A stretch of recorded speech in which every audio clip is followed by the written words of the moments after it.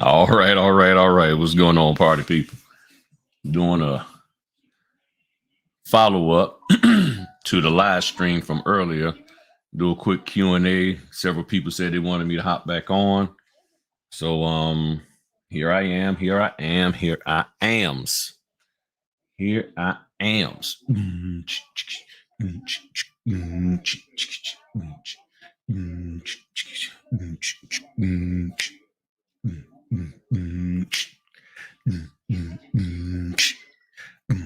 What's going on, Big C? Yeah, man, doing a follow up on from earlier today. Several people said they wanted me to hop back on. I think some people may have some questions. What's going on, LaShonda? Um, people said they may have some questions from the live stream that I did earlier, talking about how to address when people ask you questions or address you about your notarial acts that you're not doing something correctly and everything. So I figure hop back on here and good evening to everybody. Good evening, good evening. What's going on, party people? I have, and I probably need to redo my profile with them. I was with them, but I haven't seen anything. I was having some issues with them because they wanted me to give them a start and an expiration date to my notary profile, because with them it was that Title 365 was zoned, if I'm not mistaken, and the way they was like, well, you need to give us a screenshot of your notarial certificate expiration date, and on signingagent.com on the from the NNA it didn't show an expiration. It just said it was here, it was like, this is when it was you acquired it. So I was going back and forth with them, and I got tired of dealing with them. So I stopped messing with them. Plus, what's going on, Mary, Tisha, and Robin? I really wasn't getting a whole lot from them. Zone, I'm serious. I mean, I really wasn't getting a lot in this area from them. Just like Timios, I don't get a whole lot from them. They probably stopped sending it to me because every time they would send me one, I would be busy, or it would be way in Hampton. It's like, 45 minutes away, which isn't bad for me. I mean, honestly, it's not bad. It's just that the times that they wanted was during the high traffic to get across the bridge tunnel over there. And a lot of people, if you're not familiar with our area, let me pull this up on the map so you can see. Close all of that. So layers. Okay, we y'all goodness.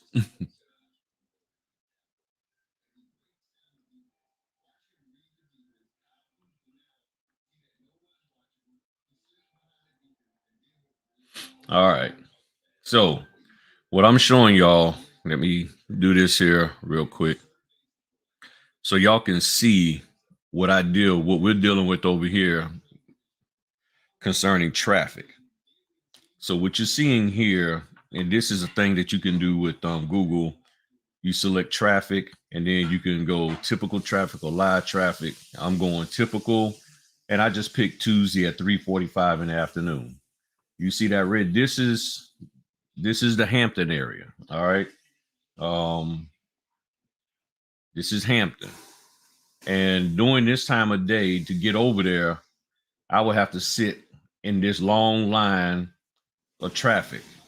And that is not a good deal. So depending on how you got your closings done, 3 references. You can put me down as a reference, man. Yeah, they're real. Yeah, 3 references, 6 kids, 2 dogs, squirrel, all that kind of stuff. They want all of that. So this is why, trying to go over to Hampton at 3 o'clock in the afternoon, and see this side here, this is coming back. So if you go over there at say 1 o'clock, 2 o'clock, you're going to get stuck in traffic coming down. And then you're trying to go over there. This red is how heavy the traffic is. You're going to get stuck going back up.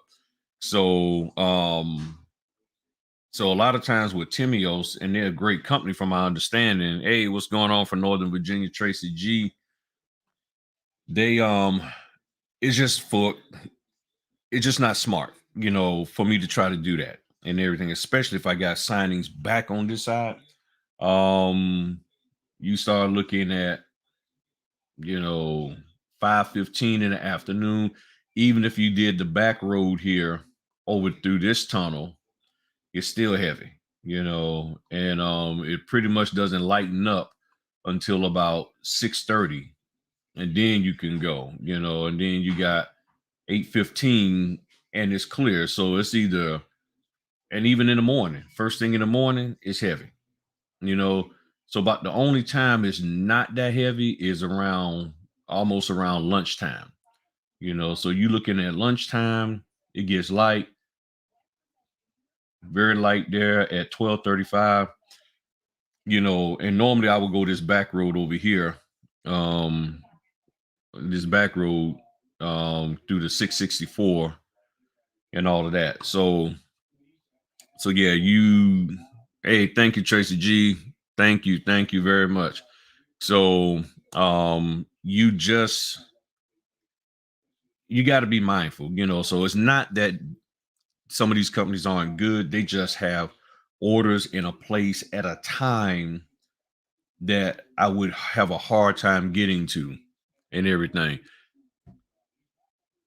Okay, till you at work till 7 in the morning. Go on, girl. Go ahead on.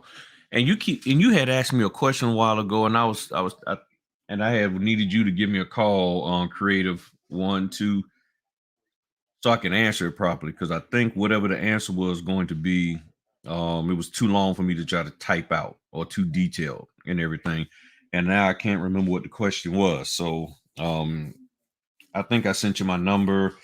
And give me a holler when you can, and all of that and stuff. Yeah, I think, yeah, Mary, she used to be down here, so she knows what the traffic is like and everything. Um, so the follow up I'm doing tonight is basically, and I'm sure that y'all have questions that you want to hop onto the live stream. Hop on to the live stream. Now we know Caprentice will hop on, so we trying to hold him back because he always come on with some great info. But and we know Mary, she'll hop on. But for some of you young folk, I say young folk because I'm sitting here, you're looking at the name Young Moolah, so I wound up saying young folk. For those of you who are new with this here, hop on, ask questions, because I like to hear the context in which you're asking. Sometimes I don't pick it up in the chat thing when you're typing. So, oh man, I ain't got my banners running. There we go. So y'all hit the like button, subscribe, feel free to share. So yeah, here's the deal. The issue is, from time to time you may get questioned on how you notarize a document. Somebody may say, that, hey, you did something wrong. They don't understand why you did it this way or that way. And there's nothing wrong with that. They can have questions and be concerned. The issue is when what they're trying, if somebody is trying to get you to notarize a set of documents that is outside of the scope of your notarial guidelines and rules. And I'm trying to pull up something here in my training folder. And so let's see here. All right, let me pull this up here. Okay. So I've done, now those of you who taken training, y'all seen these documents before, and y'all been with me. Okay. So one of the issues that I run across a lot of times is, and let me pull this up.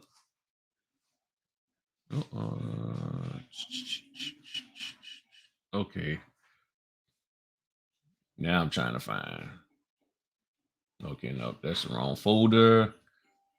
No, where the heck my stuff at? Hold on, y'all. Oh, here it is.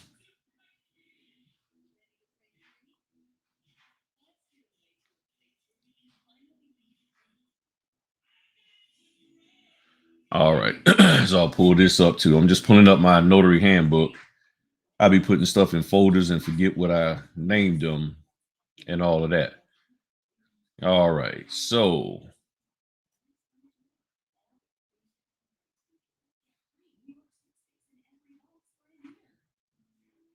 all right. So let me share this out. So going back to the original, you notarizing the document, you're looking at your notarial acknowledgement area that's presented to you, and it's not what you are actually supposed to use. Okay. And that's a huge thing that a lot of people say. So when they see stuff and it says, a different city and state, and from where you are, it's like automatically to do that.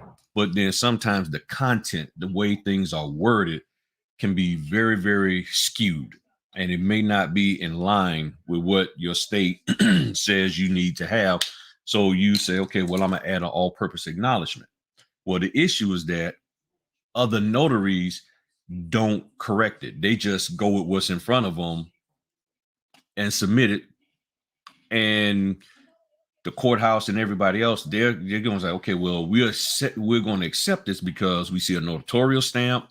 Everything looks to be correct. And we expect the notary to know what they're doing and to fill in the proper blanks and this, that, and the other. But you get there and you say, well, no, this isn't correct. So let me show y'all a couple real quick. Once this here. Oh, goodness. No, I'm just, thank you. Okay. So let me put myself down there. Hello, everybody. So, and there's a link to hop on. I put it already in the in the chat. Probably got pushed down to the bottom. I forgot to pin it. So here's a set of notarial acknowledgement statements. Okay. Now, when I look at Virginia's handbook, okay, this is Virginia's handbook. It clearly tells me county of, city of, Virginia, the foregoing instrument was acknowledged before me this such and such date by person seeking acknowledgement. Okay. Certified original copy, jurat, same thing. So subscribe to someone before me. This is the minimum. This is the minimum for Virginia. So it's letting me know that they want the person's name, they want the date, and they want the person's name in there. So if those two things are in there, we good. Okay. Now, looking at these notarial acknowledgments, the foregoing instrument was acknowledged before me. I put the date by so and so. I can use this. There's no question. I can use this. It meets the minimum requirement. Same thing here because the date is already written out. I can use this. No big deal. This one, can I use this one?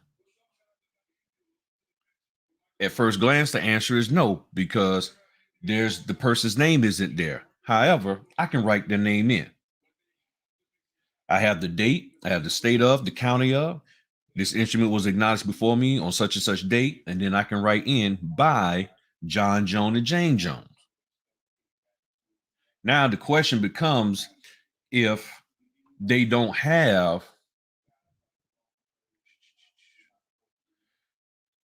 let's see if it'll let me. So the question becomes, if they don't have, all right, let Miss Alice in. What's going on, Miss Alice? So if they don't have everything else, he just said this instrument was acknowledged before me. I could either add stuff to it, or I could add an all-purpose acknowledgement.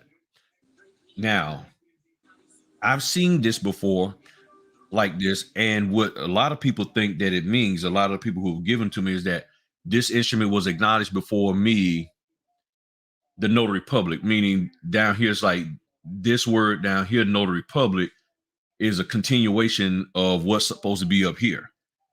That's not how I read the statement, because this is telling me this is my signature line, just like my signature line here and there. So to me, this doesn't mean that because Notary Public is here, it's a continuation of the statement up there. But some people will look at it that way. So if that's how they look at it, okay, cool. Well, I can add in there before me, the Notary Public, or before me, my name on such and such date by so and so and so and so. And hop on in and talk when you can, Mary. Unmute and go ahead on and ask your question or your comment and everything. Don't mind me talking. So this is what you could be faced with. So now you say, well, I'm not going to use this. And what I'm going to do is I'm going to use my all-purpose acknowledgement. And I'm going to use this. So that's what I end up doing. I use this. And they're like, well, why didn't you go ahead on and complete this? Well, to me, it doesn't meet the standard. It doesn't meet the standard that Virginia has set for me to use. Of course, I could say before me and I can add in this, that, and the other. But maybe if there's a whole bunch of notarial acknowledgments in this document, it's like, okay, I got to write all of this here 13, 14, 15 times. It'll just be easier for me to add my own certificate. I add my own certificate. I meet the state requirements. Everything is good. And see, this is why you have to know your notarial laws, because if you do not know your notarial laws, people will challenge you and say, you're doing it wrong.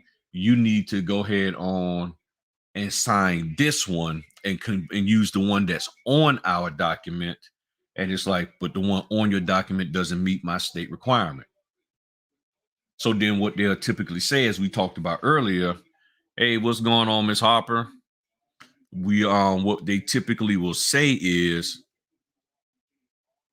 you must don't feel okay. Well, if you don't feel comfortable doing this, or are you refusing to do this? And that is the wrong vibe. That is not that I'm not refusing, and it's not that I don't feel comfortable notarizing a document. Now, if you're asking me, do I feel comfortable notarizing a document illegally? Yes, I do. But if you're asking me, do I feel comfortable just notarizing a document in general? No, I do not. I'm just saying I need to do it in accordance with my state guidelines. You see? So you ready, Ms. Alice? Trying to unmute. Okay, you got to unmute yourself. There Yes. we go. What's going on? Go for it, lady. Now, I was just paying attention. I'm learning. So what do you understand or not understand? I'm understanding so far. I've seen that language before. This instrument was acknowledged before me, and I was Mm-hmm. confused too as to what was supposed to go there. So this is Correct. something I need to know. Right. So I'm again, I'm also a sure. Virginia notary. I'm sorry, I'm from Okay. Virginia. So being from Virginia, we go by our handbook, and our handbook tells us this is how they would like our acknowledgments to be. What you see on the screen. The foregoing instrument was acknowledged before me this blank day by so and so. So you can use that. And it's like, okay, well, cool. And you can handwrite that in or whatever the case may be. Or in this case, I got it from the NNA, their acknowledgement, and it has everything in here. Actually, it has a little bit more. It has the state of, county of, the date, like it wants, before me, and then it has our name, so that they would know that, okay, you did this. Then the undersigned notary public. Then it says personally appeared the people. You personally know them, or they prove to me on satisfactory evidence to be this, to be the people. That meaning driver's license, all of that. Then you sign your name. You can fill in like your expiration date, all of that. But I don't, because it's on my stamp that I put over here. And then you fill out this here for what document it's for. You put the date of the document that you're putting the acknowledgement with, and then you actually put in the pages that for the document. You don't include this page. So if it's a 13-page deed of trust or mortgage, then you'll put 13 pages here. If it's a one-page affidavit, you put one page there, and then you put down if there's any other signers, so forth and so on. And at the NNA, they actually have a set of instructions that breaks all of that down. So where for a lot of people, let me see if I can find my training. Let's see here. All right. Let me make sure.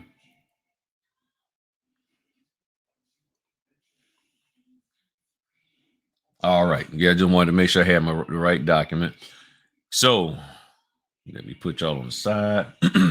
So, like, this here's a document. I went and modified everything. So, looking at this one, it has everything that a Virginia notary needs except the person's name who is seeking acknowledgement. If you look at this side by side, with what Virginia actually says that I'm supposed to have, if I can pull this up, I always have a hard time.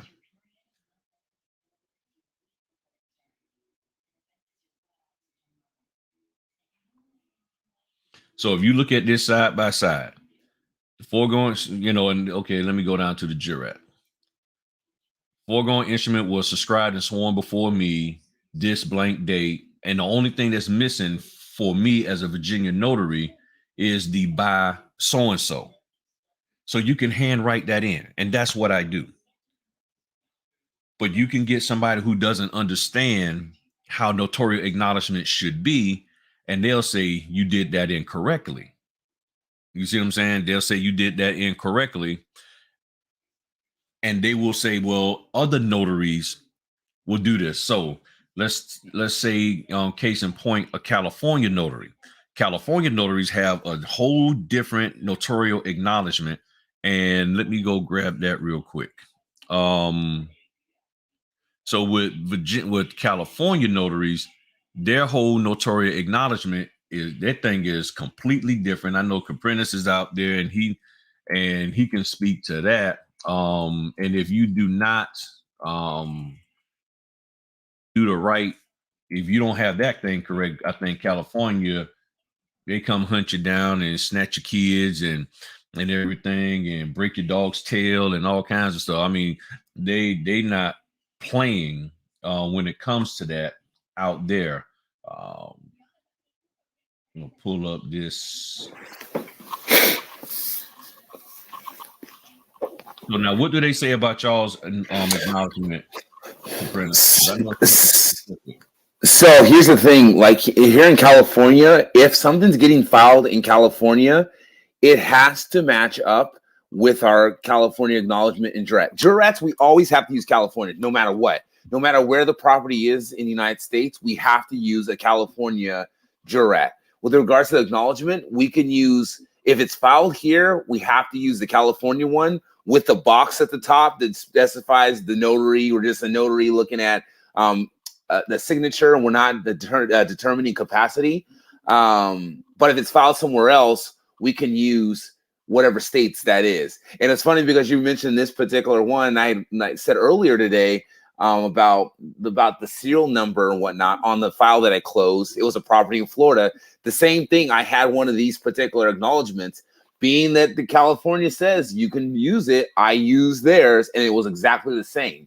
It was the same. It just says acknowledged. I guess that's a Florida thing or something like that. Mm-hmm. But I didn't attach a loose on that one. All the jurats I did, but the acknowledgements, I used every acknowledgement that was on there because I didn't have to determine capacity at all. It was just saying like this person appeared, show me how their proof was like, it was either what was it, physical presence or personal presence or Ron, which obviously we don't have Ron over here. So it was the physical presence, and then by identity, I did a certain identification. So I put California driver's license in, which I mean, I'm pretty sure it was fine. But I know there's people who will who won't do that at all because they're so afraid of it getting kicked back. They'll just attach like loose attached, like you were saying earlier. Like I'm not gonna waste the paper. It sounds like petty, but I'm like, I'm gonna go get a whole nother acknowledgement to do that if I can use the one that's already there. But with regards to anything here,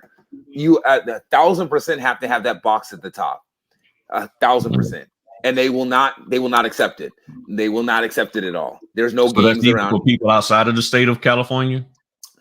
No. So no, for you. So I think for everyone's supposed to operate based off of their state laws. That's what I Like thought. it's Right. yeah, it's not like you don't have to go get our stuff, because even That's though what I it's thought. filed here, it's like that's not your guys' law. So like you guys don't have that in your law. So you just have to abide by whatever law you guys have. But when it comes to us, like Y'all have to just do like that a certain way. Yeah. we have to do it a certain way. Absolutely. Right. So now let me show y'all this here. This here's the NNA profile. This is my profile and all of that. I know somebody gonna be calling me now that they see my number. But down here toward the bottom, member resources. So if you're an NNA member, I think a hotline member, you get access to notarial certificates. So you have notarial certificates, and then you can pick any state that you want. So let's go with California, and it has California's acknowledgments. And with that, it shows you the whole California acknowledgments, the statements that they need up here at the top, that box, and everything. So for a California person, this is what they are using. So if you have a situation where you have a notarial acknowledgement like this that's being done in California, they're saying this property has to be done in California. Caprinas knows he can't use this. He has to use California. But then if you get a notary, let's say it's weird. You're doing a property in California, but the title company is in Kansas. That title company is like, well, Kansas has no problem doing this. This is cool for Kansas. So you submit the one for California, and they're like, well, why are you doing that? Now, here's where the problem comes in. If they tell Caprinas, well, the other California notaries, they just sign this and keep it going. So what's wrong? What's wrong with you? Now, more than likely, they signed this and kept it going because the property wasn't California, and that person doesn't realize that, or the notary didn't care and they just wanted to get through, and they didn't want to add those papers. Like I said, you got three types of notaries. Ones that will add a certificate when need to. Another one will never add a certificate, no matter what the case may be. And the other one will always add certificates, no matter what the case may be. Even when they don't have to, they will add one anyway. Another thing, side note here. Let me see if I can do this here. Here's something that I've seen recently that notaries are doing with split signings.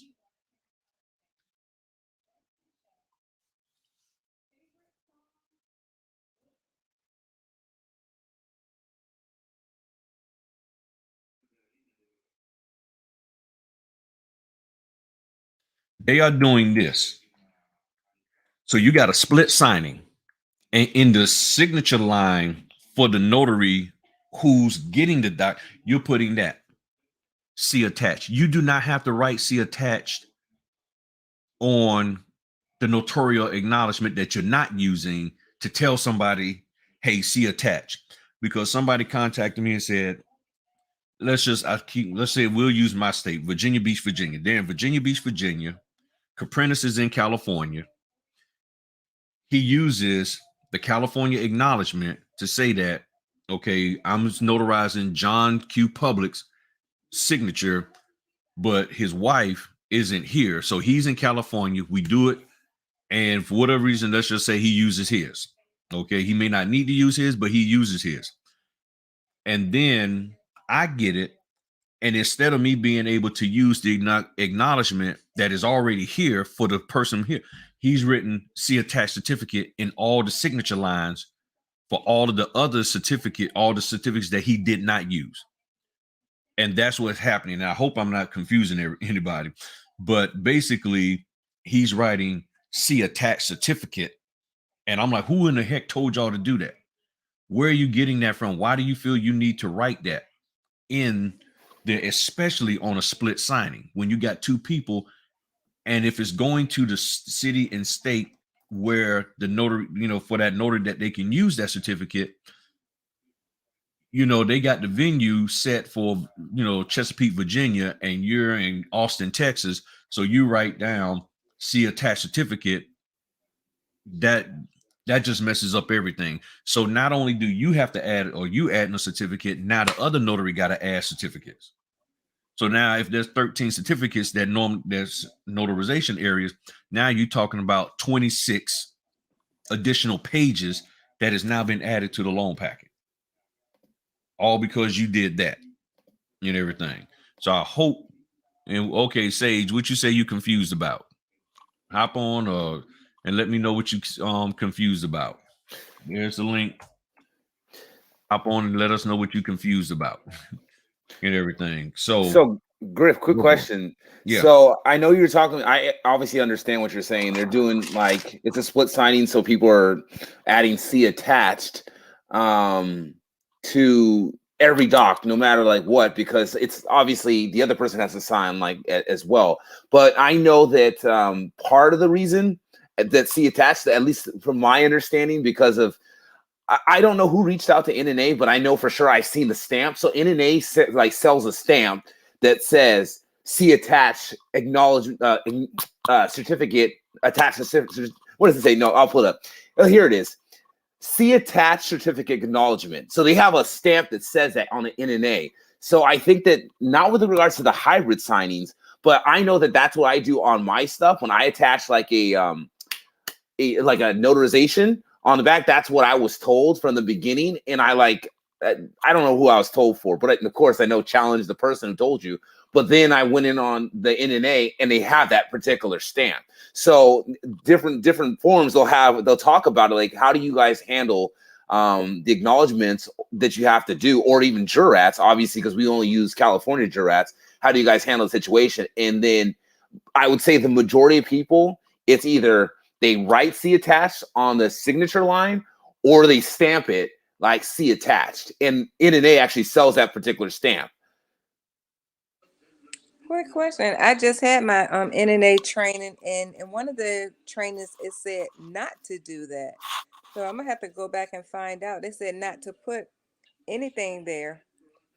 It doesn't it didn't tell us to put see attached certificate up there. So I need to go back and talk to them too to find out what we're supposed to do. They definitely said not to.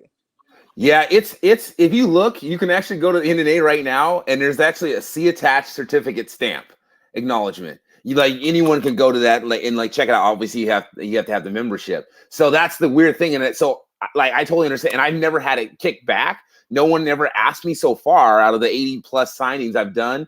No one's ever said, "Well, why'd you put this here?" So I'm guessing the mass majority, whether right, wrong, or whatnot, the mass majority are doing that. You know. Okay, thank you. Griff, we can't hear you. And this is why notaries need to make sure that they question stuff as you go along and continue to get your proper education with regards to what? Proper notarizations. Everybody's focused on how to present documents and what to say about the documents, and being able to break down each line by line of the alter statement and the second and third page of the CD. And then when you get to the notarization, you don't know what you're doing, or somebody's bullying you into doing something that you shouldn't be doing. And then when it blows up in your face, boom. And you said thought in general, when you add a juror, it adds to the page count from the standpoint of how many pages, but for filing purpose, they're asking how many pages is the document that you're attaching this certificate to? And you don't include the certificate as a part of that page count. So if it's 15 pages, they're saying it's 15 I'm attaching the certificate to this 15 page document. That's what it means by that. Because for court recording purposes, they want to know how many pages the document is. If you say 16 and you're including the actual certificate that you added on that document, on that form there, it can confuse the court people. So now they're looking for 16 pages of the document. So that's what that whole bottom area is talking about. That whole bottom area is talking about number of pages, talking about description of attached document. So what is the description of the attached document? The description is the title, the date of it, and the number of pages of the document you are attaching this to. That's what it's asking. Okay. That's what it's asking. So, so this is why it's very, very important for us to understand what our notarial laws are and everything. So as a sign have a question, if you was a real notary or asked to see your ID, I've had this done a few times and it rubbed me.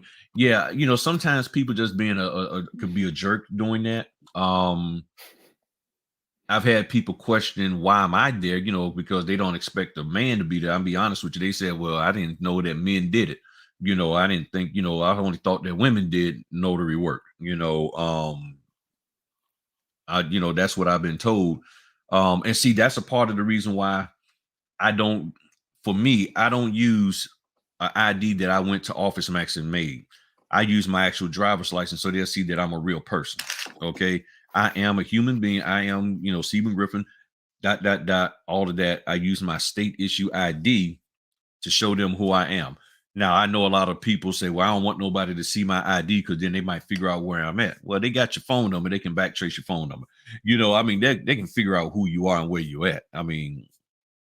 So from a trying to hide who you are purpose, anybody can go to the store and put a badge and say, yeah, I'm the notary. I got a notary badge, but is it an official notary badge from the state?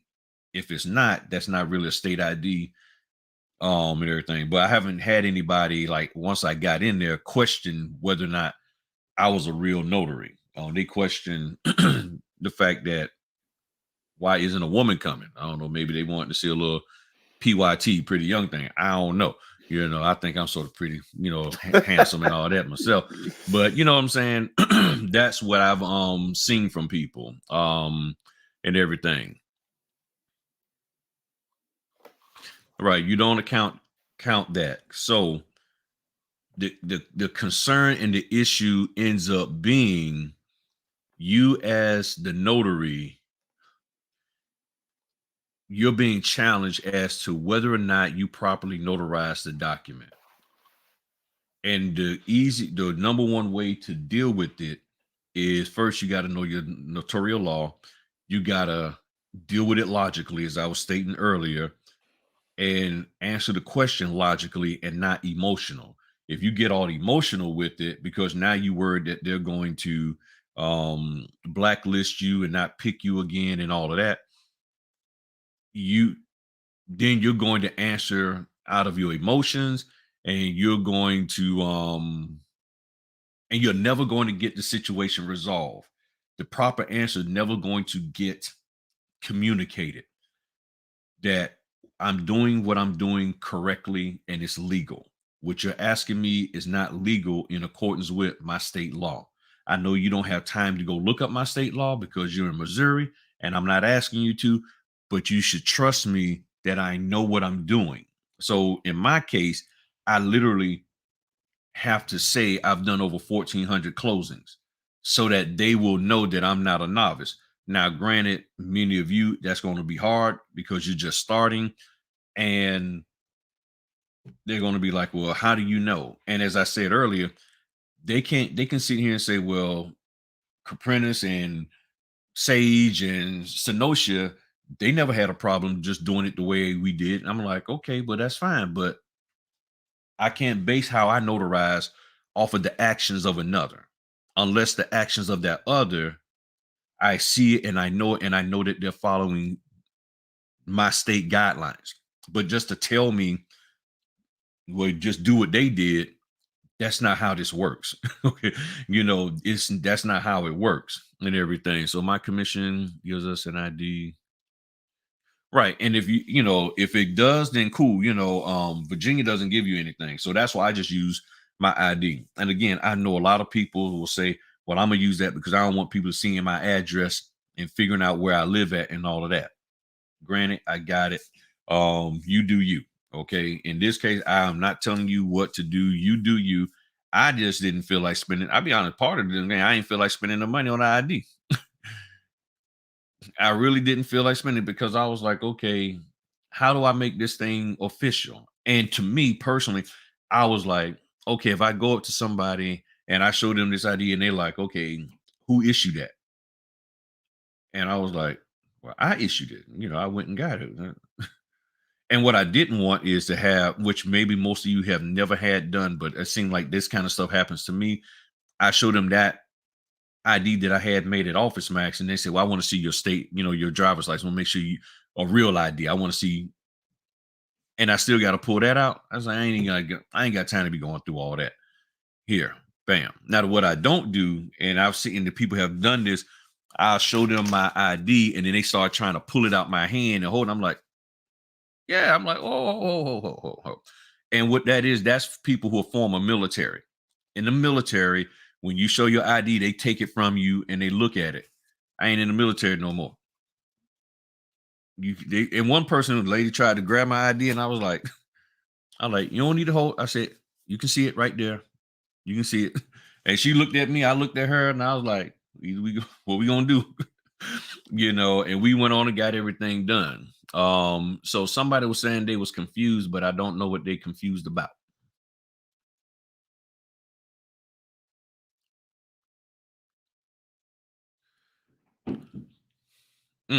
That's interesting, man. You must be in New York or something. You must be in New York, because that sounds like stuff folk up there in New York be doing. Asked to write down my ID info, because I had to collect their cash to close. I'll be honest, I wouldn't. I'll be like, nah. I'll be like, okay, let me get title on the phone.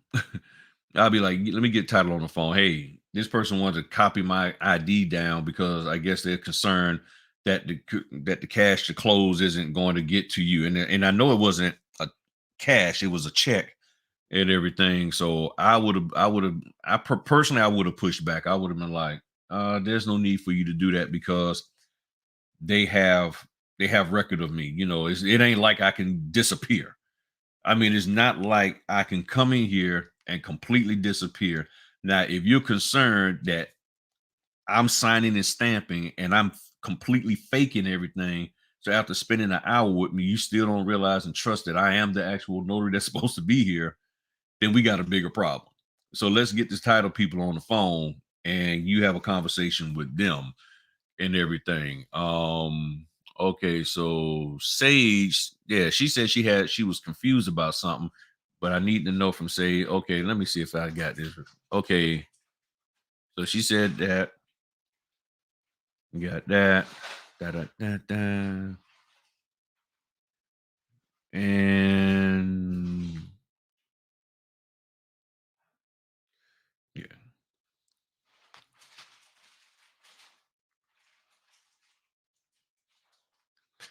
So basically, you're saying don't deface a certificate that doesn't apply to your state because another notary may use it. I mean, I was never taught not to put C attached in there. What I'm saying is I was never told to do it. Okay. So then my question would be, how do you go about doing it? Because what I normally do is a lot of times I get the promissory note that they want notarized. They want somebody to notarize it, which in Virginia, notaries can't do that. We're not legally allowed to do that in Virginia. Normally, from what I've studied and learned, is in Louisiana that they can do that, but in Virginia we can't. So what I do is when I do an acknowledgement, I just put an acknowledgement to it. I've been told to put an acknowledgement acknowledging that I've seen them sign this document, although the notarial acknowledgement on there does not say anything about acknowledging their signature. I put it in front of the signature page. So as they're flipping through, when they get to and normally the note, when it says like 3 pages, they see first page, second page. That third page they're going to see is my notarial acknowledgement that I've added, and then they're going to see the signature page. That's how I do it so that they can see it, and then I go from there. And everything.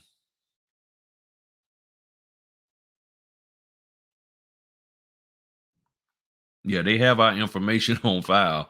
If you that bold, look, if you that bold to take somebody money, it's- you know, all I can say is you the true OG. I mean, and to just go live and go do some other notarizations after that and keep getting orders and you done stole somebody. Shoo, you got it going on. What's going on, Akita? I got me and you got to get together so we can coordinate with Laura for your class and everything and stuff. So are there anybody hop on? I know people got questions and concerns, maybe somewhat lightly confused about stuff concerning this subject. But what I've learned over the years, the way to deal with them. So let's just say, if Caprentice was asking me question, he's the title company and he's questioning why I did it. All I'm going to say is what I did, the notarial acknowledgement that was there did not meet my state's standard. And therefore I added an all-purpose acknowledgement or jurat. That's all I'm going to say. If they come back and say, well, other notaries, oh, you were still looking at that, babe? Oh, no, I thought you had went upstairs. If they come back and ask me, say, well, other notaries are signing it with no question, no problem. Why can't you? And like I did the video last week about the lady with the FKA name, they was getting on me saying, well, other notaries signed this without asking for ID for her former name. And I'm like, according to my state law, that's what you're supposed to do. If you're notarizing that signature, John Jones, Karen Jones, used to be, Karen Williams, then I need to see ID in both that's valid, unexpired, if I'm notarizing those signatures. And they're like, well, nobody else asked for that. Nobody else questions it. And I'm like, but that's what notary's supposed to do with the legitimacy of what somebody's doing to prevent fraud. So if you're telling me notaries are sitting here having somebody sign or watching somebody sign with a name that they haven't validated and they're just signing off on it, how are they preventing fraud? Because that's the purpose of us. When you look at that, I mean, the NNA has a whole document about what the purpose of a notary is, and that's what we're supposed to do. So if you're not doing that, then that's a problem, and then that means maybe these documents that you've had notarized are not valid because the person is signing and saying this person appeared before me, but there's no evidence in their notarial logbook that Sarah Williams, who is now Sarah Jones, appeared before them. So how can you say that's a legitimate, legal, notarized document? And all I get back is nobody else questions it. So why are you? And I'm like, but then, and a lot of you have probably experienced now. Let me make sure.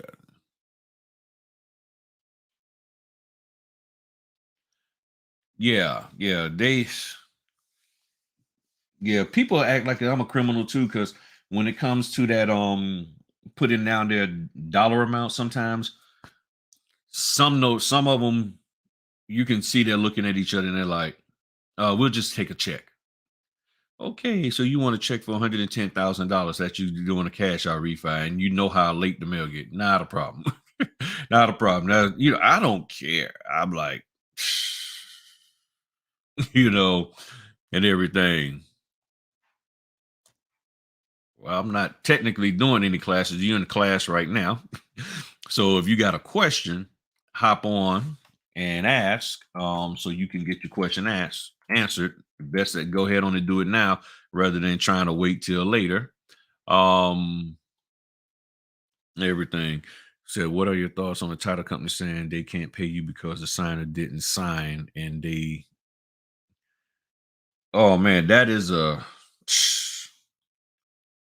don't think that's legit. I don't think any notary, anybody who got more experience than me, I don't think any of them agree with that. because it's not your fault that they didn't sign. If it was your fault, that's understandable. I mean, yeah, if it's, and that will be, and that doesn't matter. And see, title company, a lot of person will say, well, see, that's why I go direct. Don't mean that a direct person is not going to pay, because here's the thing. If Caprinas, let's just say Alice is the title company, Caprinas is the signing company, I'm the notary. Caprinas tells me, Griff, I ain't paying you because Earl Jones didn't sign. Why is he saying he's not going to pay me? Because the title company, Alice, ain't paying him. He can't pay me something that he doesn't have. So more than likely, they're not going to pay him, which means they're not paying, he can't pay me. Because in order to pay me, that means he's going to have to dig into his cash reserves, which is probably not that much, operating on a shoestring budget. And then guess what? He's in a hole because the title company said, well, we're not paying, because that's his agreement with them, that he agrees that I'll do this work. And if the signer doesn't sign, I won't get paid. And therefore, the notary's not getting paid from them. And it's so, I mean, because the signing company can only pay you what they get paid. And if the signing company isn't getting paid, and then you say, well, who pays the signing company? The title. So you say, well, I'm gonna go work direct with a title company. Okay, so that don't mean that you're gonna get paid. That all that means is that you just got one less person that's gonna tell you you're not getting any money. That's all it means. That's all this means. You just got one less person that's gonna say you ain't getting money. Instead of hearing it from the signing company, you're hearing it directly from them.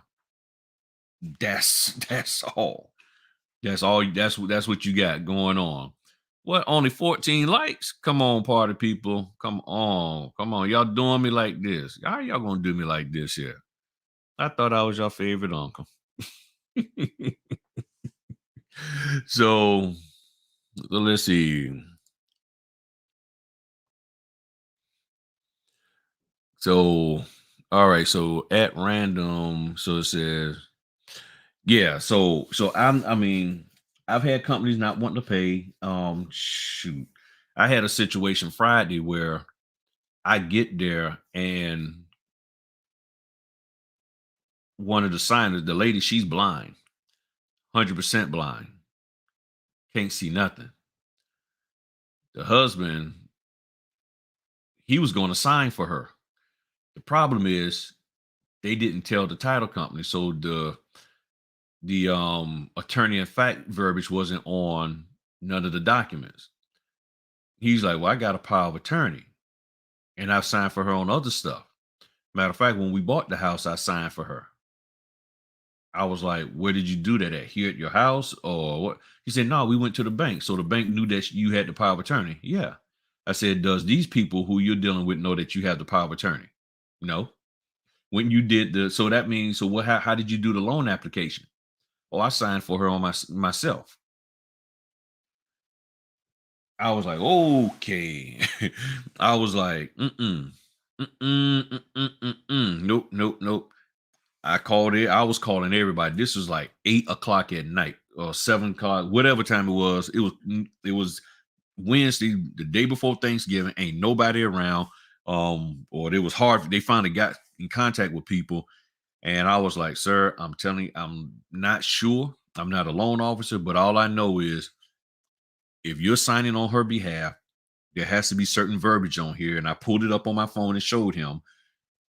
If it doesn't say such and such attorney in fact, and they don't have documented proof of that they can submit to the courthouse, plus they have to have a copy or the original of your power of attorney to submit when they do the deed, this can't happen.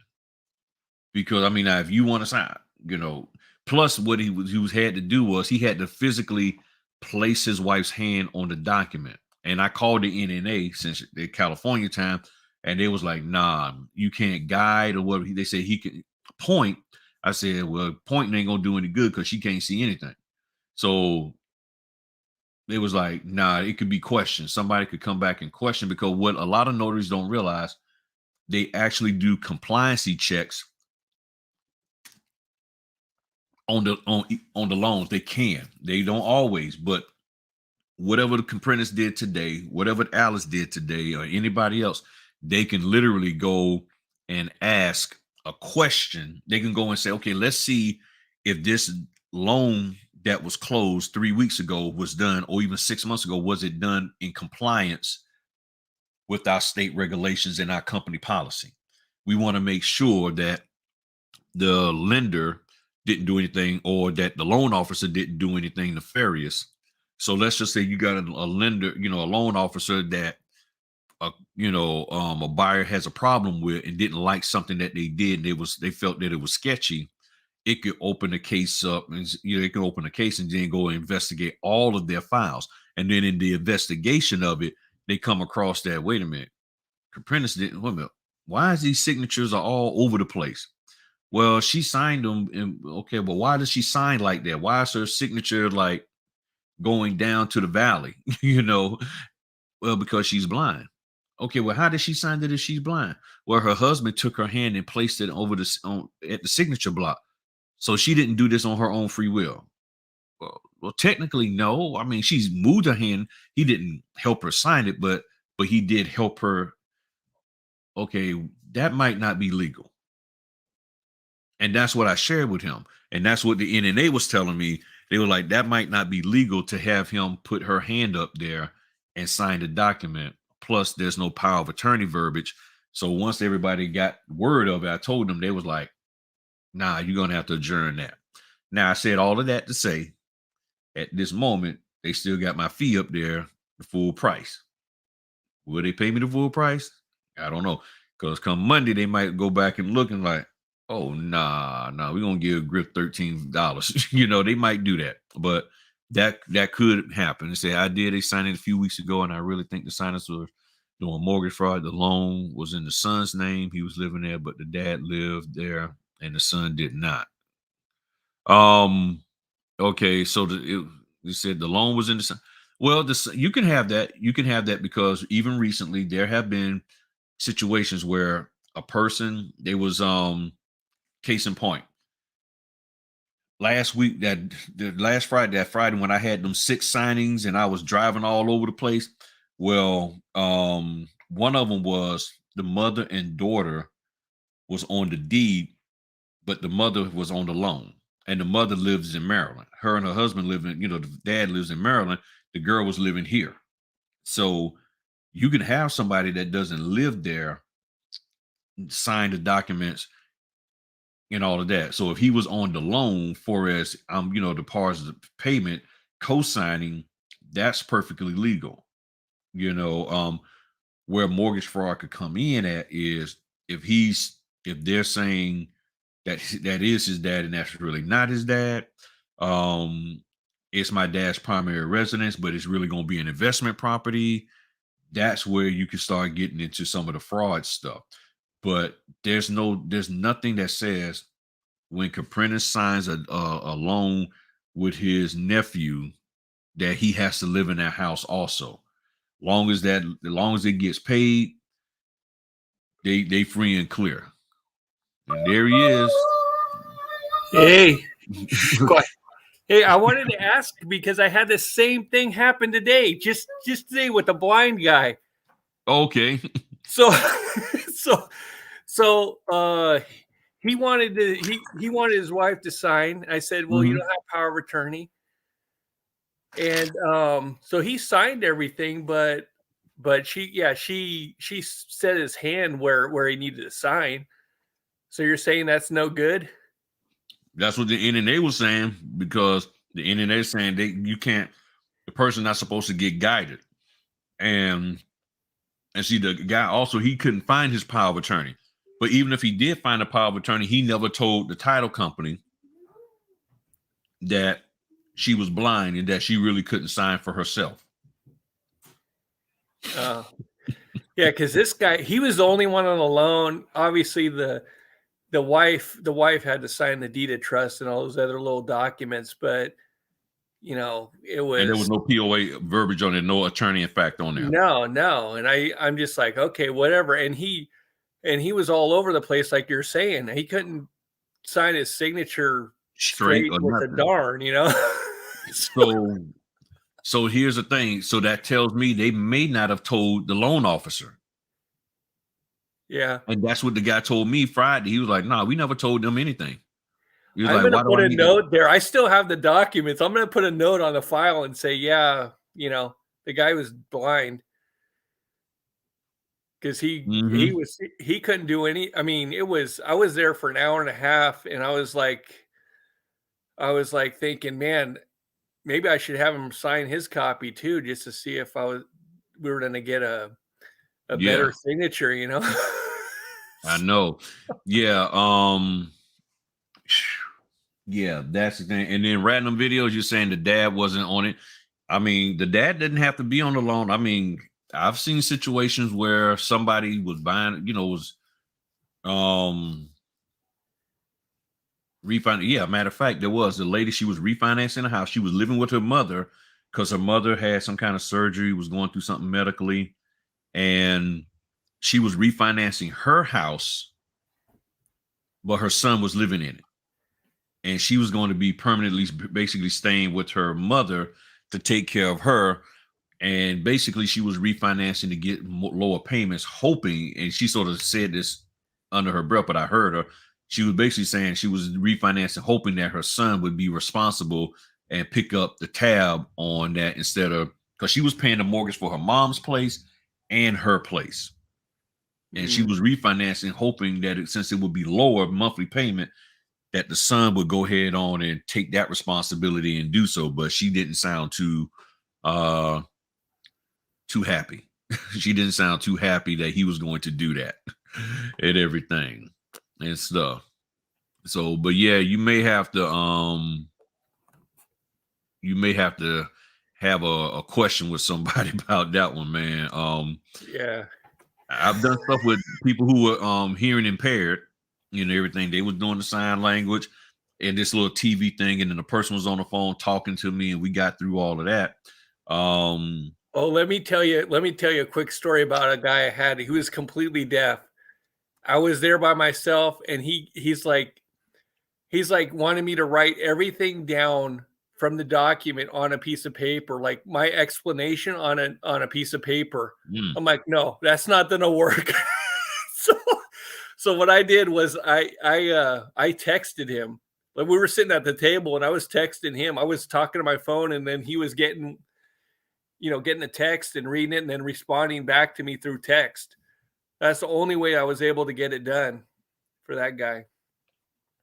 Because that was a difficult one too. But he was happy. He was happy at the end. He was upset at me at first, because he's like, I should have known that he was, deaf and all this nonsense and so. Yeah, some of the companies won't tell you. Now, they told me, so I knew what I was going into and everything. I knew exactly what I was getting into.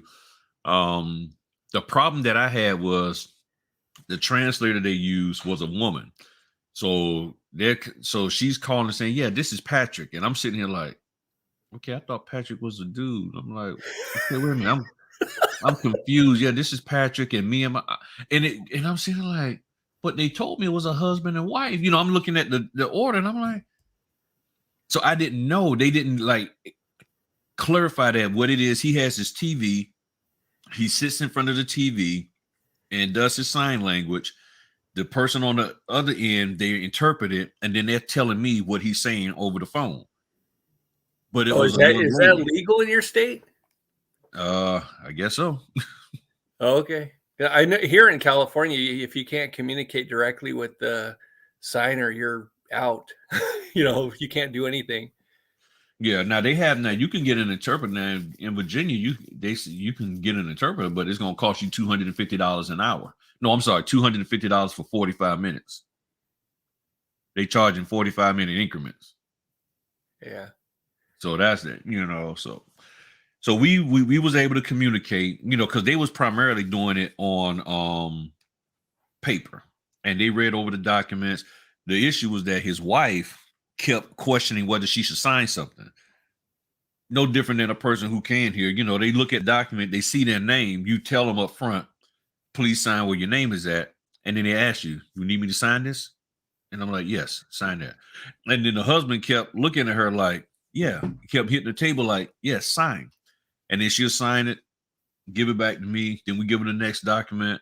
And then she's looking at him like sign it to him like, do I need to sign this? And he's like, and he's pointing at like, your name is here. Yes. So I was like, okay, he got it straight. He got it straight and everything.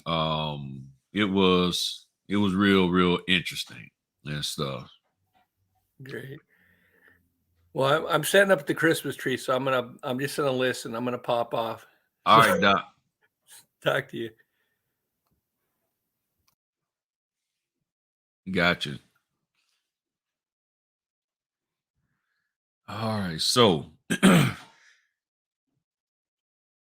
key phrases that you need to be aware of when you're talking to people concerning you doing anything for your notarial acts.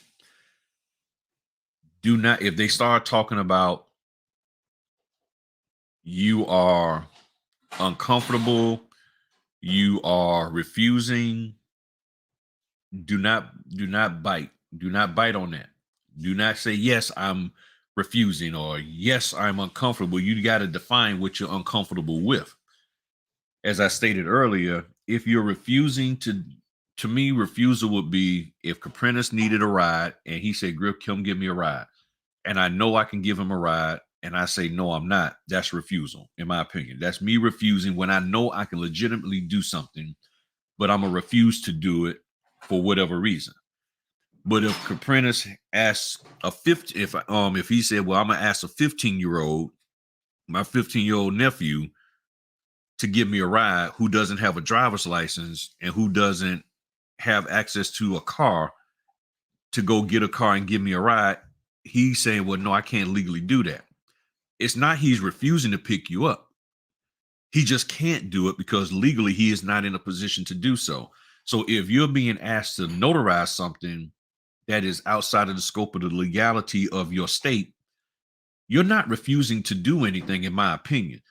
You're just letting them know I can't do this, So like one of the things that I wanted to show y'all also, where is it? And I had covered this in another video. And this here is from BankServe. So this is from BankServe. What I gotta do.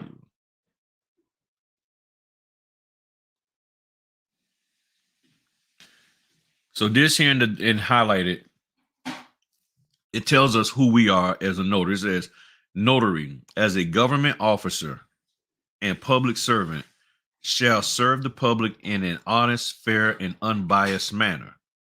Notary will give precedence to state law over the expectations of any individual or entity. This is from BankServe. This is BankServe's right here. This is BankServe's professional responsibility and requirements agreement that we all sign. So if BankServe is saying that,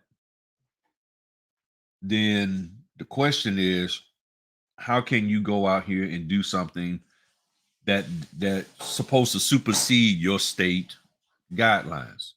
You see what I'm saying? So your state guidelines say, hey, this is what you're supposed to do. Right here, notary public as a government officer. This is who we are, government officers. So that's why it's imperative for us to do stuff correct, because we are a government officer and public servant. Okay. So no matter how you want to put it, you ain't out here for play. You out here for real.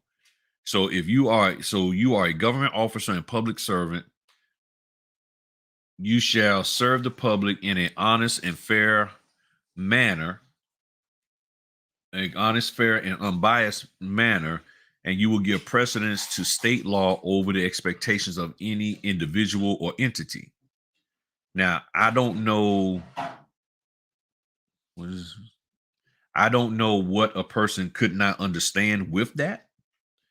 And I'm talking about any person who reads that. And that is who we supposed to be. That's who we are. And that's how we supposed to operate. So therefore, we need to give, we need to take this here serious. And this is one of the things that's going on now, is that a lot of people are not taking, I'm trying to pull this other thing up if I can find it. Here we go. So that's where it's at. So when I'm responding back, I'm not trying to respond back to be smart or put, the closer down or whoever the person may be. You know, I always say here, when in doubt, contact the signing company, signing platform about requirements. People are always concerned about requirements. You contact them to find out what the requirements are. The main thing is you have to know your notarial law. And I know I sound like a broken record, but I'm telling y'all, that's what you have to do. Because if you don't, they could get you cornered into doing something that you should not be doing, that could turn on you, that can blow up in your face later on. So if you don't want that, then you need to make sure you understand your notarial law, and then find a mature way to communicate that to them without getting all hyped up and getting into an argument and fussing at them and cussing them out and them cussing you out, because it's just going to end bad for the notary, because there's too much money at stake. And as you say, it's so you say if it's oversaturated, then okay, if it's oversaturated, then you got to find a way to communicate to them so that they know that you understand what you're doing as a notary, and this builds the trust. Okay, this builds the trust and everything. I keep my phone. My son, he got a signing. He should be about done. He just before I got on, he headed out to do a signing. Last minute signing popped up on for him for 8 o'clock. So he got the docs prepped and he went out and did that and stuff. So I told him, if you run into any problems, give me a call, and we'll work through all of that. But I think he'll be okay and all of that. So it says here,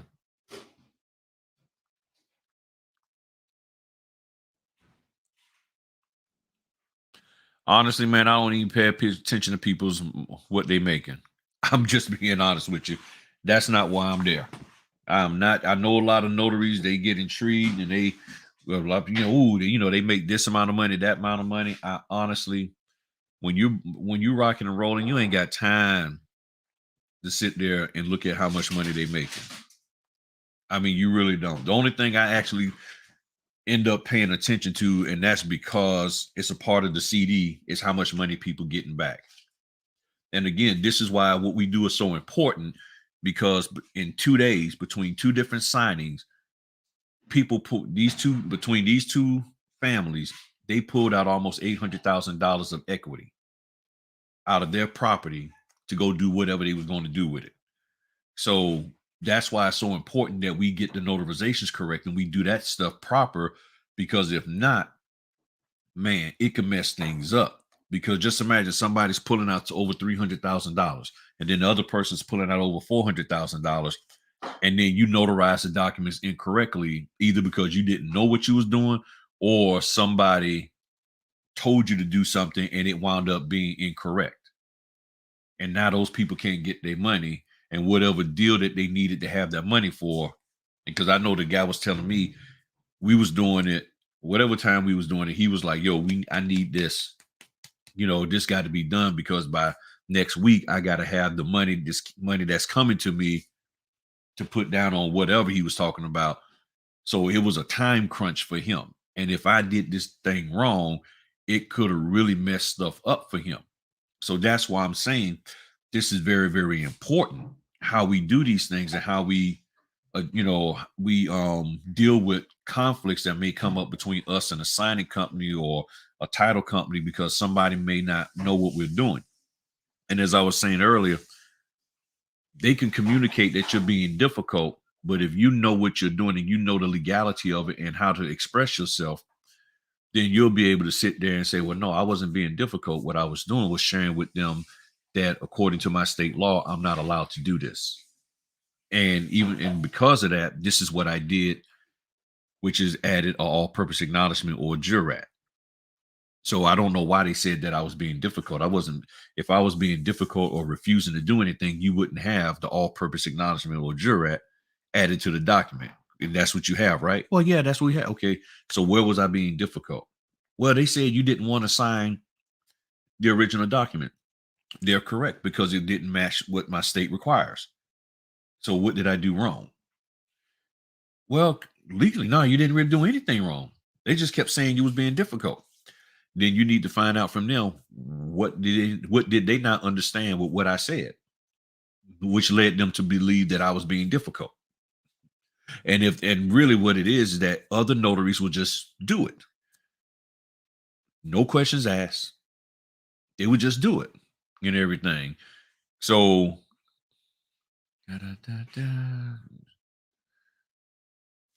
I know more than 25 people like this video. All right, let's see here. I printed, matter of fact, I actually printed the Virginia laws out. Somebody asked me, did I download it to my phone? No, I actually printed it out. I printed it out, and I normally keep it in my my bag. I keep it in my notary bag and stuff, and everything. So yeah, I don't get into eyeballing how much money people make on their loan applications and all of that. I really don't have time to do that. I mean, I'm getting the documents, getting them prepped and all of that. And I mean, none of that really matters. That doesn't matter to me because it's not going to strengthen or hurt me being able to do the notarizations and stuff. I know people are very wealthy, you know, $800,000 $1 million homes, they making some kind of money, but I don't really get into looking at it. Yeah, the prices keep going up on that paper. I did a video earlier tonight when me and the wife was at the Office Max, and that paper, if you buying paper from Office Max, I don't know what's your problem. Something wrong with you. That is not the place to be buying paper from. I know Office Max probably gonna be mad at me, but it is not the place. So even now, as you see, that paper at Zerby is still $55 a case. I got 4 cases of it that I just purchased. Yeah, so I'm telling y'all need to get up on it. And if you're gonna buy the letter from them, the letter is running 38, which is okay, but you can get it for about 32 at Walmart. Not this brand, but you can get the Walmart's brand. And you'll be fine and everything. All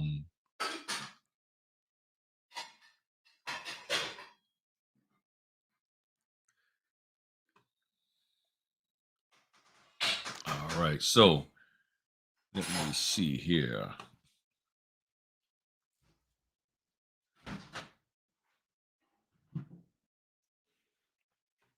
Where is it? All right. So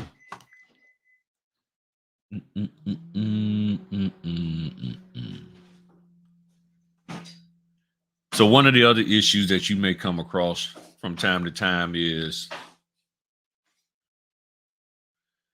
down here where it says rank, title, serial number.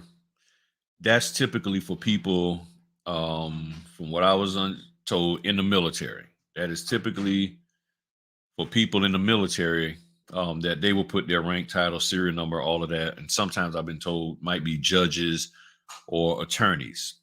You know that because by law, I guess, from my understanding, if I got it correct, that if you're a commissioned officer in the military, you can notarize documents automatically, as well as if you're a judge or an attorney in some cases. So again, this here state of county of, it has everything. I put the date, all of that. The person taking acknowledgement. There's two. The person taking acknowledgement is you. The person seeking acknowledgement is them.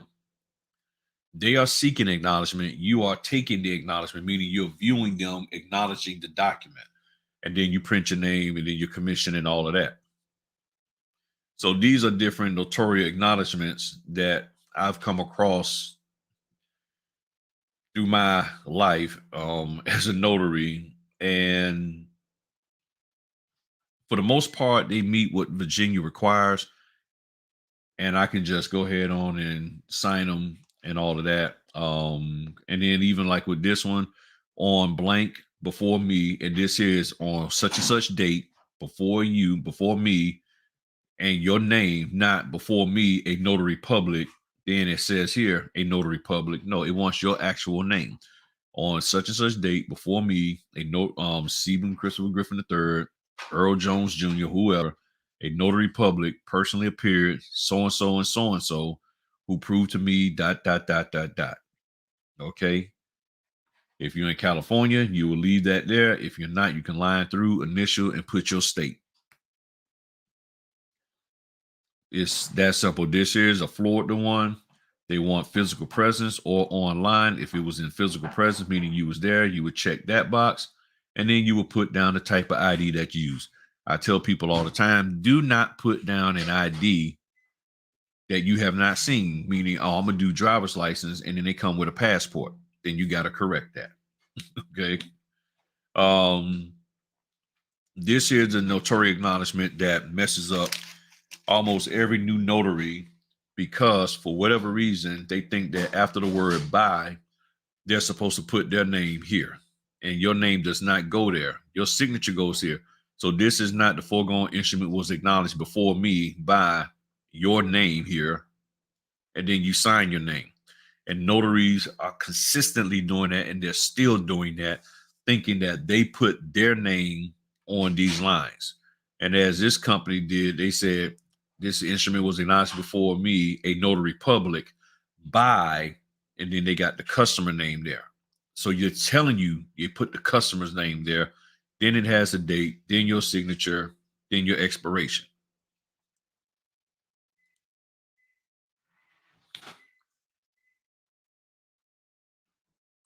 You have no funny stories or signers husband asking.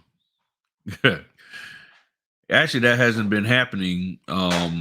Everybody's been pretty cool. That hasn't happened. I mean, whatever stories I had, I probably already told them. I don't have any additional stories or anything. I mean, everything's been pretty cool. And Zerby is fast. She is correct. Doing that still good. Now, there's a link. Does anybody have a question concerning acknowledgments that they do not understand? Okay, hop on the live and ask your question. Okay, because if you do not understand something concerning the acknowledgments, this is the time to get it addressed and dealt with. If not, if everybody's good, then I'm going to call it a night.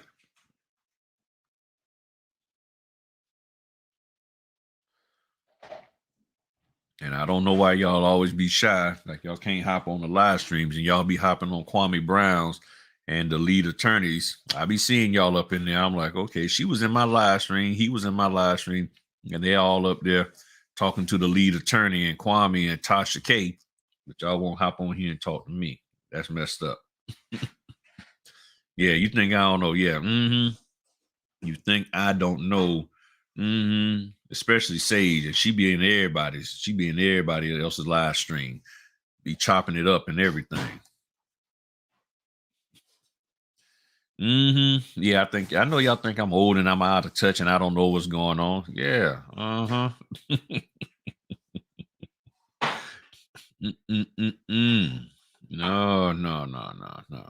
So, but as I've always said, this is a great business. We have a wonderful responsibility to do great things for people. Yeah, I know. I've seen that name in them chats. I seen your name in them chats. You know, this is again, people.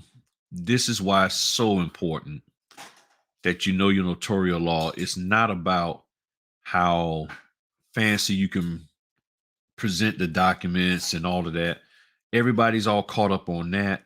And then you don't know your notarial law. You can't stand firm on your notarial law. You could possibly get bullied around, and being forced to do stuff that you're not supposed to do legally.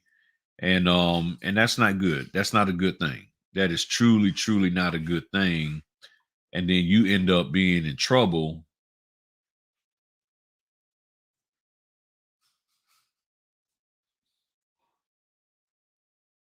Yeah. You know, and what kind of extra stuff did they want?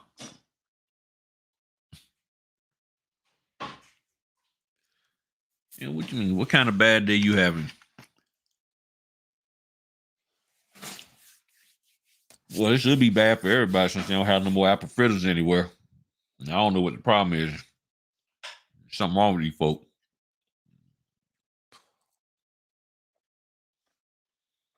Mm-mm-mm.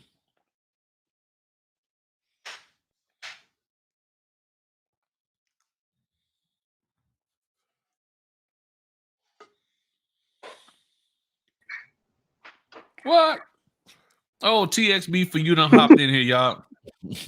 What? I said your lady TXB for you done hopped on the live. I said TXB for you, she done I see hopped on. me. Yeah, I see you, girl. So now what kind of extra stuff did the title have for you? Oh my goodness. Let me tell you something. So I decided when I was on my CX choice, I was going to try a different title company. Stewart Mm-hmm. Title. They had at least 15 pages of the notary's do's and don'ts, maybe 20. And then there was one where they did not tell me what ink. So I was doing my docs and I did it all in blue. And something told me, you better ask CX choice what color pen. And it was Mm-hmm. all blue, black. So I had to, use the other set. Yeah. So I didn't know that, and they wanted scan backs. I got an email from this Stewart saying, make sure you send it to critical docs. Okay, but then I was told to send it to CX Choice. So who am I sending it to? So I sent it to CX Choice because that's who I'm working with, right? Right. And so I said, do I ignore this guy from Stewart Title, or do I let them send them? So anyway, I didn't do the stacking order right. I just left the pages the way they gave them to me, and I just signed when we were signing. And then when I got home, I realized that one of the pages said, make sure they sign on the loan application on the first page always. I'm like, huh? So I missed that because I'm like, they normally just sign where it says borrower signature and date. So why Right. would you have them sign on the first page of the loan application where their name is on the very bottom? Yeah. I missed that, and I had not heard anything yet, but I think that's going to be a ding because I didn't do that. I scanned it to CX Choice wrong, and then I had to turn around and put them in the right stacking order, and then said, use this one, don't use that one. So I was blowing up their email or their chats. I'm like, could you tell me if I can do that? But it's just their little extra stuff, and that's what makes me so mad. 'Cause I'm trying to have a perfect file, and then they have these little extra little things that I'm not used to. So I don't care for I don't care for Stewart Title. But Yeah, because Stewart Title, from my understanding, they also took over Signature. I think they bought out Signature. And yeah, a lot of the title companies will have their various ways of doing things. And that's again why it's so important for you to understand your notarial law for your state, because you'll have people in there and they can have high turnover, and they probably do have high turnover. And then here you are working with, Jessica, and the next thing you know, you got some dude named Bill, and Bill is thinking that things are run this way. And it's like, nah, Bill, that's not the way we do it here in Las Vegas. I know that's where you're at. So right. You're like, well, no, we don't do things like that here. And they're like, well, I've been doing this for 5 years and I haven't had a problem with any notary doing it this way. So you should just do what I say. And it's like, no. Going Right. back to what I said that, I showed y'all from bank, sir. State laws takes Precedence precedence. over. Mm-hmm. When did what you say, Bill or Philip or whoever, takes precedence over state law? And it's like, I get what you're saying, but it's not legal according to my state law. So I have to go by that. I can't go by what you're saying, especially since you're Right. not going to back me and you're not going to, make sure my bills get paid once I go in lockup, and I'll be over there on cell block 4, notarizing documents and everything and all that, for the You're doing cruise. wrong. So I won't be getting beat up. I'd be like, hey man, I'm a notary. Hey, don't beat me up. I can notarize your documents. I'll be up there being e-notary from jail and all that kind of stuff. So where you get all that money from? well, my dual signing went pretty well, and I did call the NNA and the perjury of law thing in California, whatever that little verbiage that you just said. Yeah, I did cross out, but he told me the NNA to cross out the California and then just initial. He didn't say put my state because the venue was right below that. You know how you put Nevada and Clark, right. But he told me to just do that, and I did. And then I also attached all-purpose acknowledgement. I'll just cover it on my basis because I just want to make sure that this woman had a successful closing because she had a property in California and the other property was in Illinois, by the way. But their notarial wording was just like Nevada, so that was easy. I just changed the venue and signed and kept it going. So anyway. Oh, and I wanted to tell you guys. Speaking of that, there was an application, the 1000 or the 10003. There was a signature which you had to do on page 5 or 7 or whatever it is, and then there was a continuation of that. So sometimes they have a continuation page of the actual loan application, the final loan application. Mm-hmm. Just make sure you pay attention to that because I missed it and I got the first signature, but I didn't get the second one, and I had to go all the way back to Blue Diamond, get a signature early in the morning on Thanksgiving so we can have a good closing. But just make sure you look at everything because I always assume there's that one signature where the signature line is, but according to them, they had another attachment that said continual application, whatever. So Yeah, that has caught me off guard too, because normally it's just that signature, what they initial if it's a joint, and then the signature a few pages later, right. And then I have seen a couple of times that there's a continuation page that pops up out of nowhere. Right, that's what I had. Yeah. It wasn't the loan originator where he signed or she signed. It was where the borrower was supposed to sign. So that's why, even though it's 13 to 18 pages, a lot of time I literally flip through each page of that loan application to double check to make sure that I'm not missing some kind of signature and everything. And so far, at least I think I've caught it each and every single time. Right. But yeah, it's since they went to the this longer form, it just opens up more of an opportunity for you to miss stuff on there. And I do. I mean, I'm taking my time and just double, triple checking. And the customers, they appreciate that. Yeah, they do. And stuff. But I felt real bad Friday night Wednesday, that the guy couldn't get his loan signed because his wife was blind. And when we talked to I talked to the title company, they was like, yeah, nah, he didn't tell us this. He didn't tell us this at all. And I told him, I said, I don't even know how the bank allowed him to do it without the POA verbiage. And they, so it may not even be legit from the get-go because normally it has to have, Sarah Jones by Frank Jones as attorney in fact. And basically what he told me was they didn't have that. Right. Even him applying for the loan, he didn't do it right because he never told anybody. So he just signed the loan papers as her. He signed her name, which made them think that, oh, okay, she actually did it. And then here's the part that I know they missed because on her driver's license, it says unable to sign. So that would throw a red flag. Oh, okay, wow. Why can't you? Not her driver's license, on her ID card, on her state ID, and you can look at the picture of the ID and say like, okay, she look like she blind. I mean, you literally can see the way her eyes are set. I'm like, and it says in big bold letters, unable to sign, and that should draw a flag. Okay, why can't you sign? And it's a Virginia ID, not a driver's license. Not, And nobody picked up on that probably at the title company. So that's how that slipped through. and not only that, but not only that, but they normally want a copy of your driver's license before they even start the loan. You know what I'm saying? They, so I don't Right. understand how they missed it. No, that Correct. from jump. I don't understand that. No, I don't pay attention to hire a notary. That's I don't pay for. Yeah, I think they're a company. They just trying to get people to sign up and pay for them. Nah, yeah, I'm not blocked saying they're them. not legit, but there are companies out here. What they do is there are people out here. They want you in their database. And what they're talking about is this company here. Yeah, and I'll be honest. I tried them. I signed up and I didn't get a single thing from them.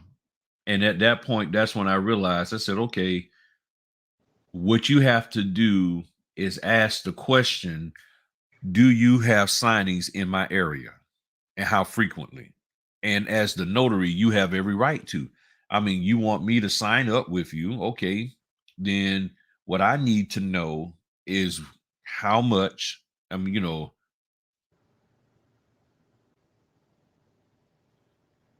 signing up for you, will that get me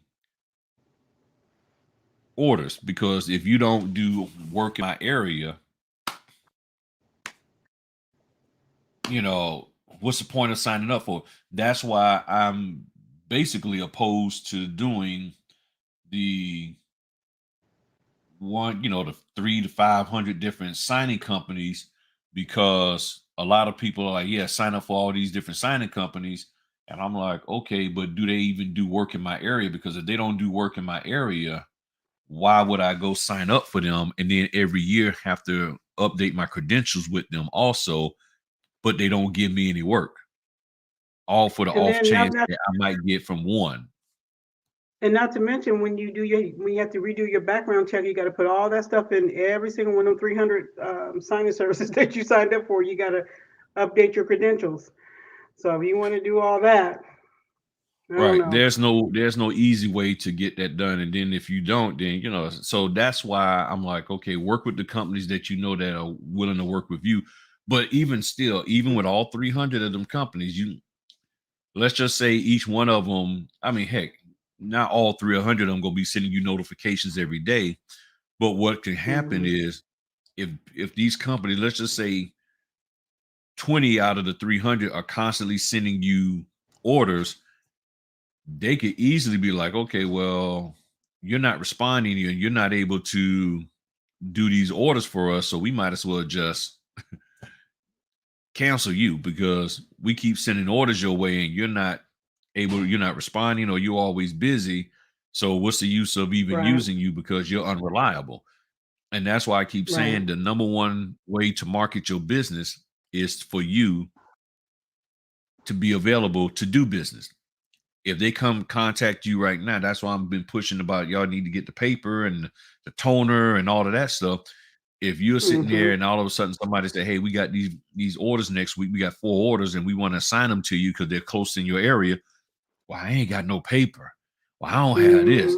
I don't have that. And then what notaries will do, oh, I don't have enough paper. They don't have time to go to the Walmart to get the $32 case of paper. They end up going to the Office Max paying $75 for a case, over double. And then they're going to go back to the signing company. Well, y'all need to pay me more because I had to pay $75 for the paper. Nobody told you to do that. Who told you to do that? Well, I was out of paper and I just couldn't get over to the Walmart. Okay, but you should have got yourself better prepared. And now you want us to compensate you and reimburse you for your mistake? Nah, we ain't doing that. We ain't doing that. Hey, Griff, I just wanted to mention that hire notary, that's a scam. Okay. I've been meaning to drive by that place. I know exactly where that address is in San Francisco, but I never go to San Francisco. You know, I did one loan there. That was the last loan I did. So I did one like 5 years ago or something like that. So, you know, so they should be calling you if they want to put you on board you, they'll be calling you out over time and asking you to be added on there onto their database. Don't go paying for everybody. I mean, you know, Notary Rotary and those kind of people, yeah, you can pay for those people, but you know, anybody of all these other weird ones, I wouldn't pay for it. Yeah, because I had asked them, do you even do work in my area? And they never responded. Yeah, there was another one. I don't think it was that one, but it was another one. It was another notary directory. I paid like $30 USA or something like that. Notary USA or something like that. I don't remember which one it was, but I paid for it and they never even put me in their database. Like I searched and I'm like, there was like 3 or 4 notaries, but I just wasted money because they didn't even put me there. So even if it wasn't for signings, it was just more of like put your name in there so that the public can find you. They didn't do that. So I'm like, okay, well, I'm not signing up on that one again, you know. Yeah. Yeah, because there'll be something, they'll send out emails. You're getting, you know, hey, signing agents and notaries in your area are getting all kind of work and you're missing out and stuff. And I'm like, okay. I'm like, nah. And just something my gut was like, nah, don't mess with it. Now I was a little iffy on 123 Notary, but that one has proven to be very, very profitable for me. Yeah. For whatever reason, a lot of people like to go, companies, they go to 123 Notary and they find notaries out there, and they have been finding me left and right.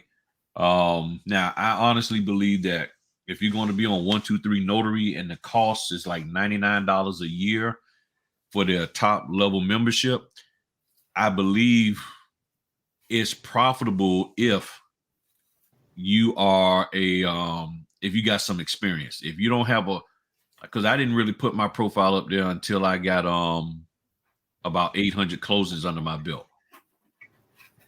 So they're looking for people who really do have experience, and if you have that experience, then yeah, you can you'll probably get picked up. You know, companies will hit you up and everything. What you got, man?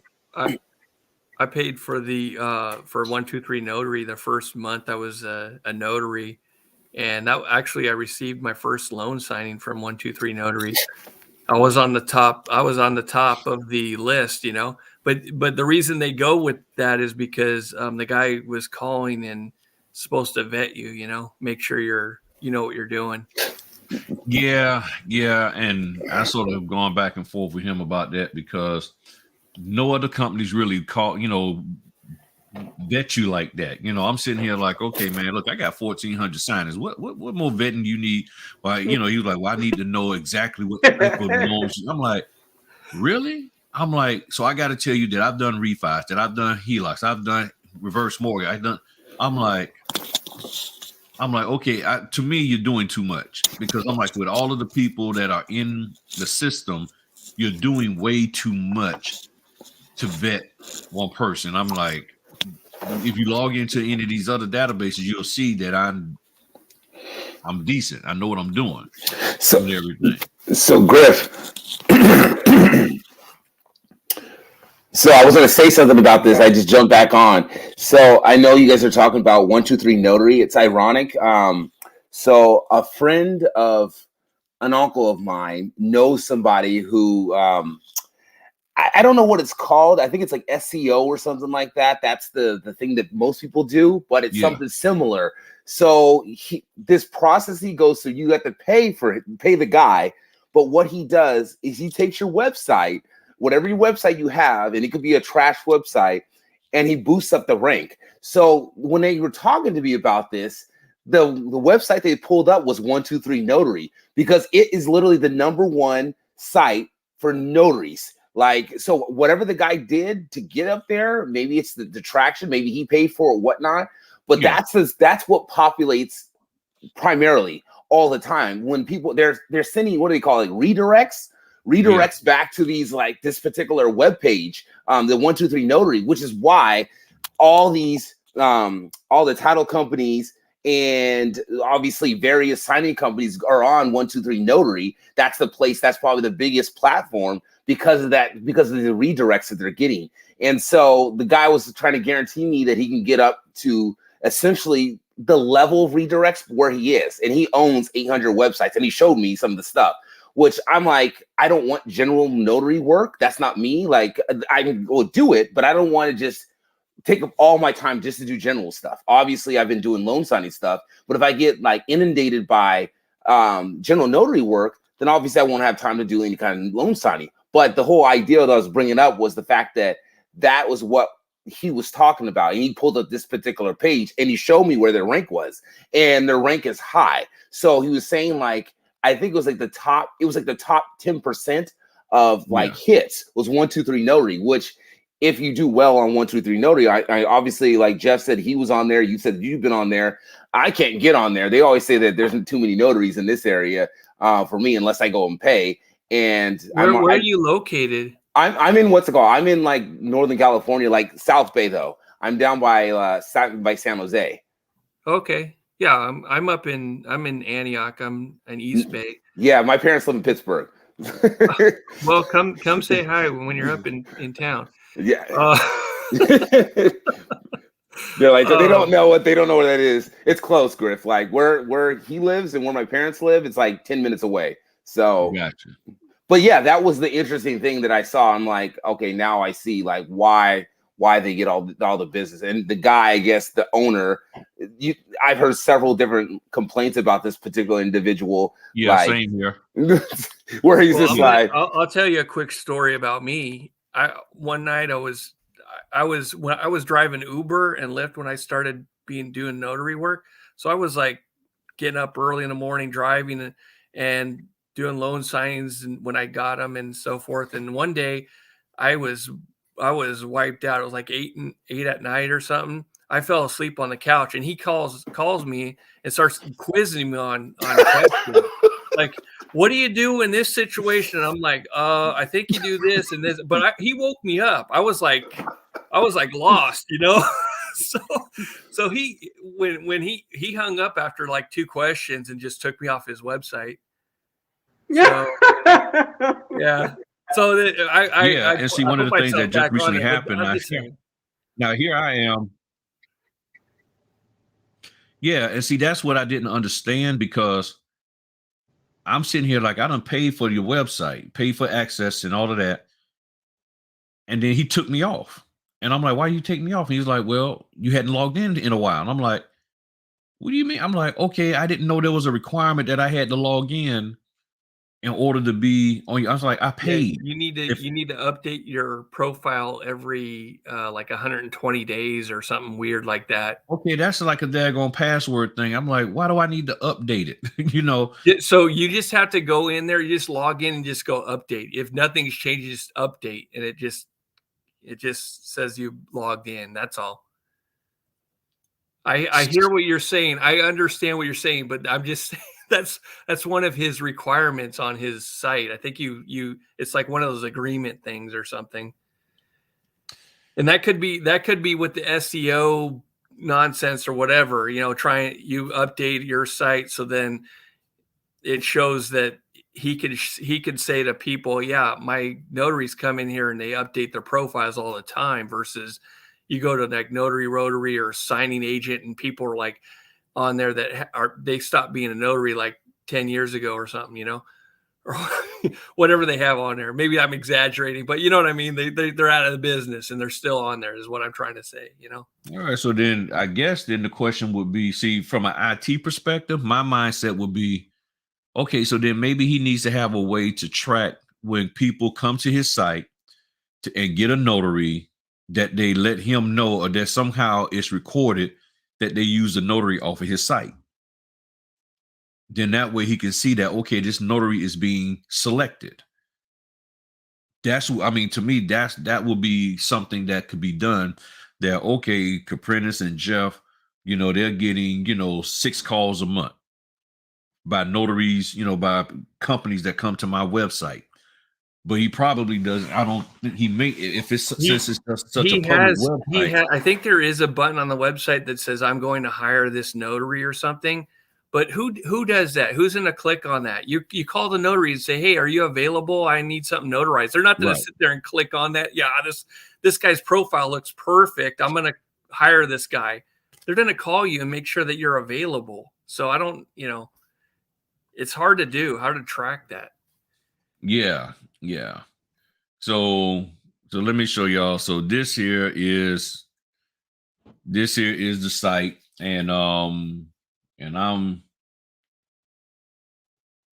right here. So we got these folk. I guess these are the top people, and I'm down here number 1, 2, 3, 4, 5. I guess I'm number 6, and all that. And now I do know that I get a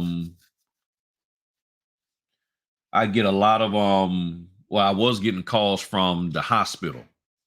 I was getting calls from the hospital, and they said, "Yeah, we see that you're a 24-hour notary, and this is the only site that they have me listed as that." So that's one of the things that works very, very well. So like, I don't even have any reviews now. Exceptional Signings, I know her.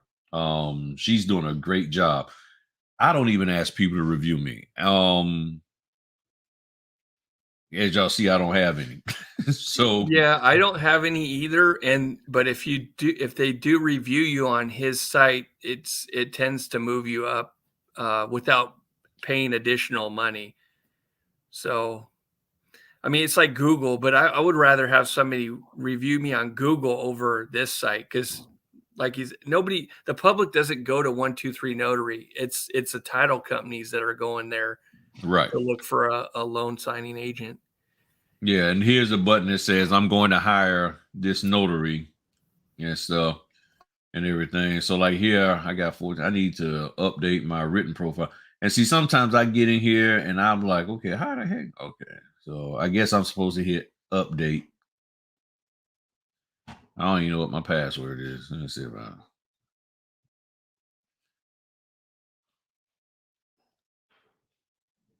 and I don't like this. See, I'm a web guy. Just take me to where I gotta go. Stay up to date. I don't care about.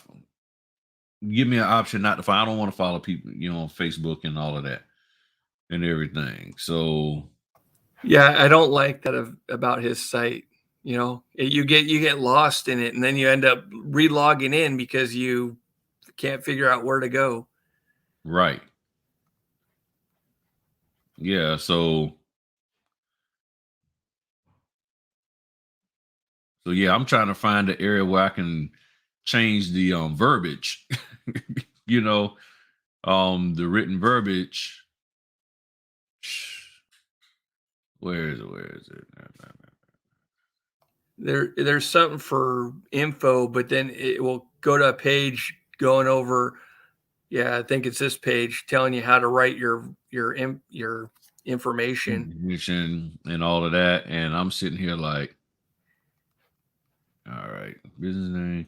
And all I'm trying to do is just update one little small section. Okay, I don't want that. Contact info. Okay, I don't want that. I'm like, okay, experience.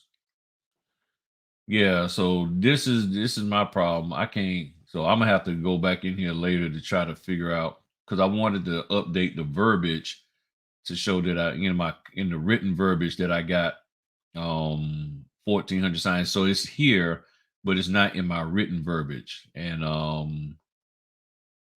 of that. So yeah, so I know there's some quirks, or people have concerns about, I guess, him and some of his stance and things of that nature. And I'm like, all right, cool, I got that. But I will say I made my money back off of this site.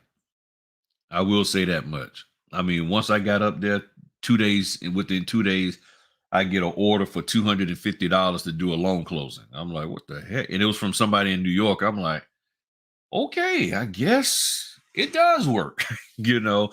And I know I've made over probably close to about maybe 1,500 or more off of his site and everything.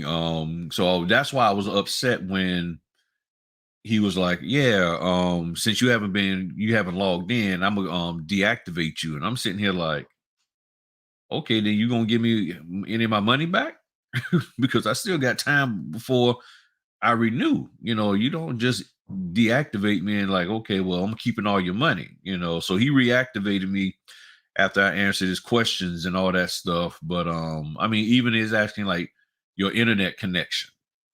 You know, he wants to know what your internet connections are, what's the printer RAM, you know, and I'm like, okay, dude, that there's no Yeah. need to even ask for that. Do Yeah, you well, have a there's a few wireless card? people that ask for that. That ask that nonsense. Who cares how much RAM you have? As long as you get Yeah, to print the documents, who cares? correct. Yeah, so I mean, yeah, yeah, like I I said, looked myself up. I'm number one, but I'm not 24/7. I took that off because of because he called me. You know, he called me when I was he expects you to answer if you're 24/7. he ain't never called me. Well, you're lucky.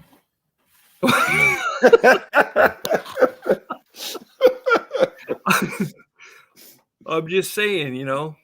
So I'm paying them. I paid the money. I'm number one on the list, which is good. But I mean, if you look at, I'm looking at mine. Let me look here.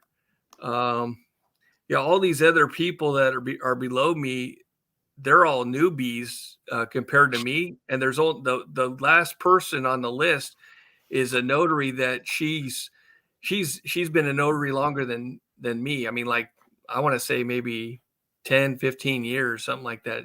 And she's at the bottom. She just does it part-time. So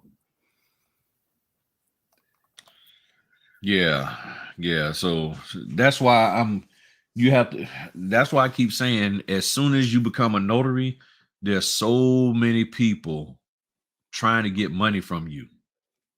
And you haven't even made money, but then half of them are telling you don't make money. Don't do this because if you do this, that's not making enough money. And it's like, okay, but you want more, you want double what I'm trying to make. So I'm trying to get at least 85 and you want double that. You know, to be connected with you. And it's like, well, how do I pay you if I can't even get an order? If I'm not even allowed to take an order and make money, but yet you constantly got your hand out for my money. That's the part that doesn't make sense to me. Yeah, so I guess, you know, but now now here's the other side part. With signing companies, there are some signing companies who are like that. They are trying to control the whole environment. So there's a few signing companies, they don't even want you to contact the title company or ask questions. You got to go through them because they've made agreements and promises to people that, okay, if a notary needs help or whatever, I'm gonna take care of it for you. So they've gone out and said, I'm going to run my business this way. And the notary will never contact the title company. You will always contact me and I will deal with the title company. hey, I just skipped over that now. I just call directly. If I get a number, if I have a number, I'm just calling. I call Now I there's call I called the title lady yesterday. Or not yesterday. It was on Wednesday. The situation was they owed like $250, and it was for Fidelity. And they have on their notes you can only give a cashier check or wire the money. And the lady's like, "Well, okay, we'll do a cashier check, but we're gonna have to mail it in because we don't want to do a wire." And she said, "Well, can you just call and make sure that they won't take a personal check?" I said, "Okay, yeah, let me just call and find out." So I call, and the escrow officer was a little teed off a bit, but you know, when I asked her the question, she said, well, how much do they owe? Like $250? Yeah, personal check's fine. So Yeah. Well, there's a few companies out there. I'm not going to say their names, but no, they are adamant in their agreement between us and them. When we do a closing with them, we are agreeing to only contact them and that we will not. And I made the mistake one time because I forgot about that. And I was in a tense situation because the loan company didn't do the people's documents correctly. So the people were having a fit and they weren't going to sign. So I like, okay. So I sort of panicked and I called the loan officer and all of them and the title people. And then the person contacted me back, like, why did you do that? And I'm like, and I told him straight up, I said, look, you're probably one out of all the people I do, you're probably the only one that wants the notary to contact you. And then you contact everybody else. Everyone else tells me, go handle your business. Go make sure this thing gets done. Go call whoever. And they give me the numbers. I said, I'm just used to doing that. So that's what I defaulted to. It wasn't any disrespect to you, but that's just out of everybody who I do, you're the only one who wants this. I don't understand why, but that's your business model. Got it. Don't worry about it. It won't happen again. So when I do closings for them, under no circumstance do I call anybody else. I just call them and let them handle it. That's what they want. That's the way they want to run things. Okay. I don't know if they don't trust notaries and the way they put it was that they, basically said, well, I've told my clients that I will take care of these issues for them. Okay. So then now she pays good. The company pays good. But what that tells me is that, okay, you're probably you're making some good money to take care of their problems for them. And I get that. My bad. That's what I said. My bad. It won't happen again. And I've done plenty for them and everything's been fine. But if I come across any issue, and they're the only company that requires that. I'm serious. They're the only company that requires me to contact them and never contact anyone else but them. And yeah, I get tired of that because I contact the signing company and they say, oh, let me ask title. It's like, man, I could have just jumped over you and gone direct to the title company and got the answer instead of waiting a half hour to get an answer back saying, oh yeah, they can sign their name this way or whatever I was calling about, So right. Yeah, crazy. Yeah. So now somebody earlier, and I did see your question, was asking about fidelity approval. If I'm not mistaken, this site here, NSS Notary, I put this in the chat. This is a company. When you go to there and you scroll down to where it says notaries and signing agents, they have the fidelity stuff right here. Ooh, keep jumping. FNTG documents and all of that. That's where you can do the fidelity and everything. So I haven't done anything with Silk. I have done Silk Title before. I have. It's been a while.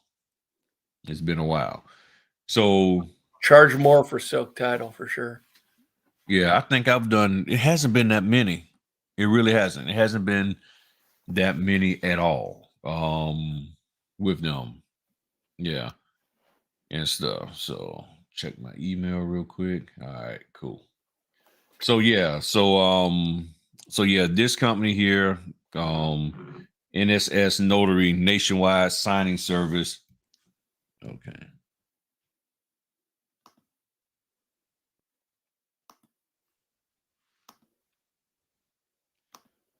All right, hold on. Just gotta respond. All right. Yeah, so that's pretty much it. All right, so I guess we are good to go, party people. I guess there's no more questions.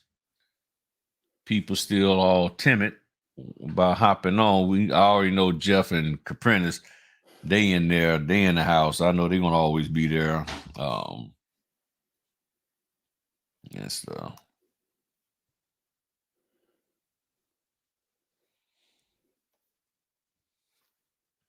So nothing else. Call it a night. Jeff got the tree up, all sparkling and everything. Yep. Giving him a little halo around the back of his head and stuff. Hey, we're getting it done, you know. So, well, said, "Don't get off." What that? What Senosha? Okay, well, Senosha, what you got for me? What you got? You talking about don't hop off the live? What you got? She needs to jump on the call. Mm-hmm. I'm surprised the ladies don't be hopping on the call and stuff, but they be winning all the prizes. Mm-hmm. They're all on Clubhouse, man. They don't I want know. to. So, Oh yeah, they be chatting. Oh yeah, they be talking on Clubhouse. But see, with Clubhouse, it's just a picture. Nobody don't want to be shown. Look, you can if you got a bonnet on your head or a scarf or whatever, or rollers on. I'm fine with that. You know. I have a question about Clubhouse. Maybe you can answer it. Yeah, what's up? They some lady contact me through the, you know, message me. She goes, "Are you married?" I'm like, "Is this some dating app or something?" Oh my goodness. That has been something that I was told that happens with the Clubhouse.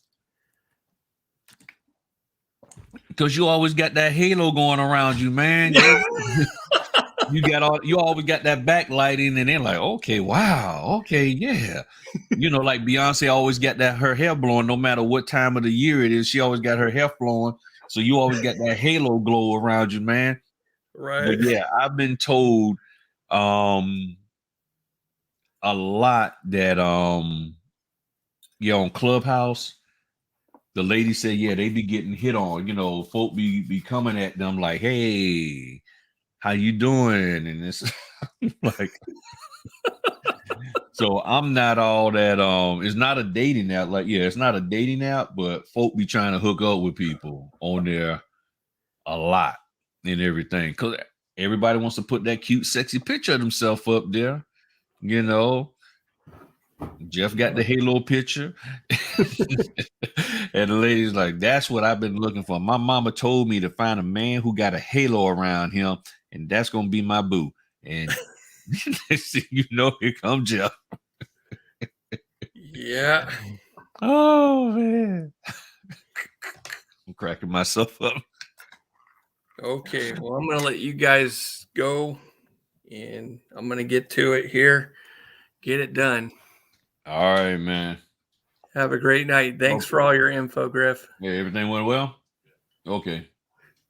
All right. All right, Jeff, you take it easy, man. All right. Give me a big man.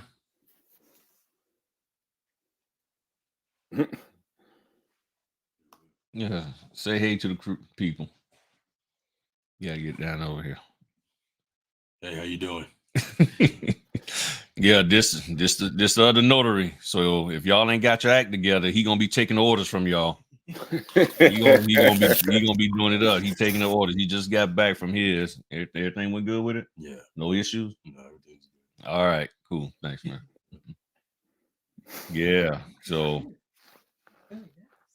yeah, so here she is. There we go. You got the neat thing there. I'm not saying. Oh, she ain't staying. I'm cleaning.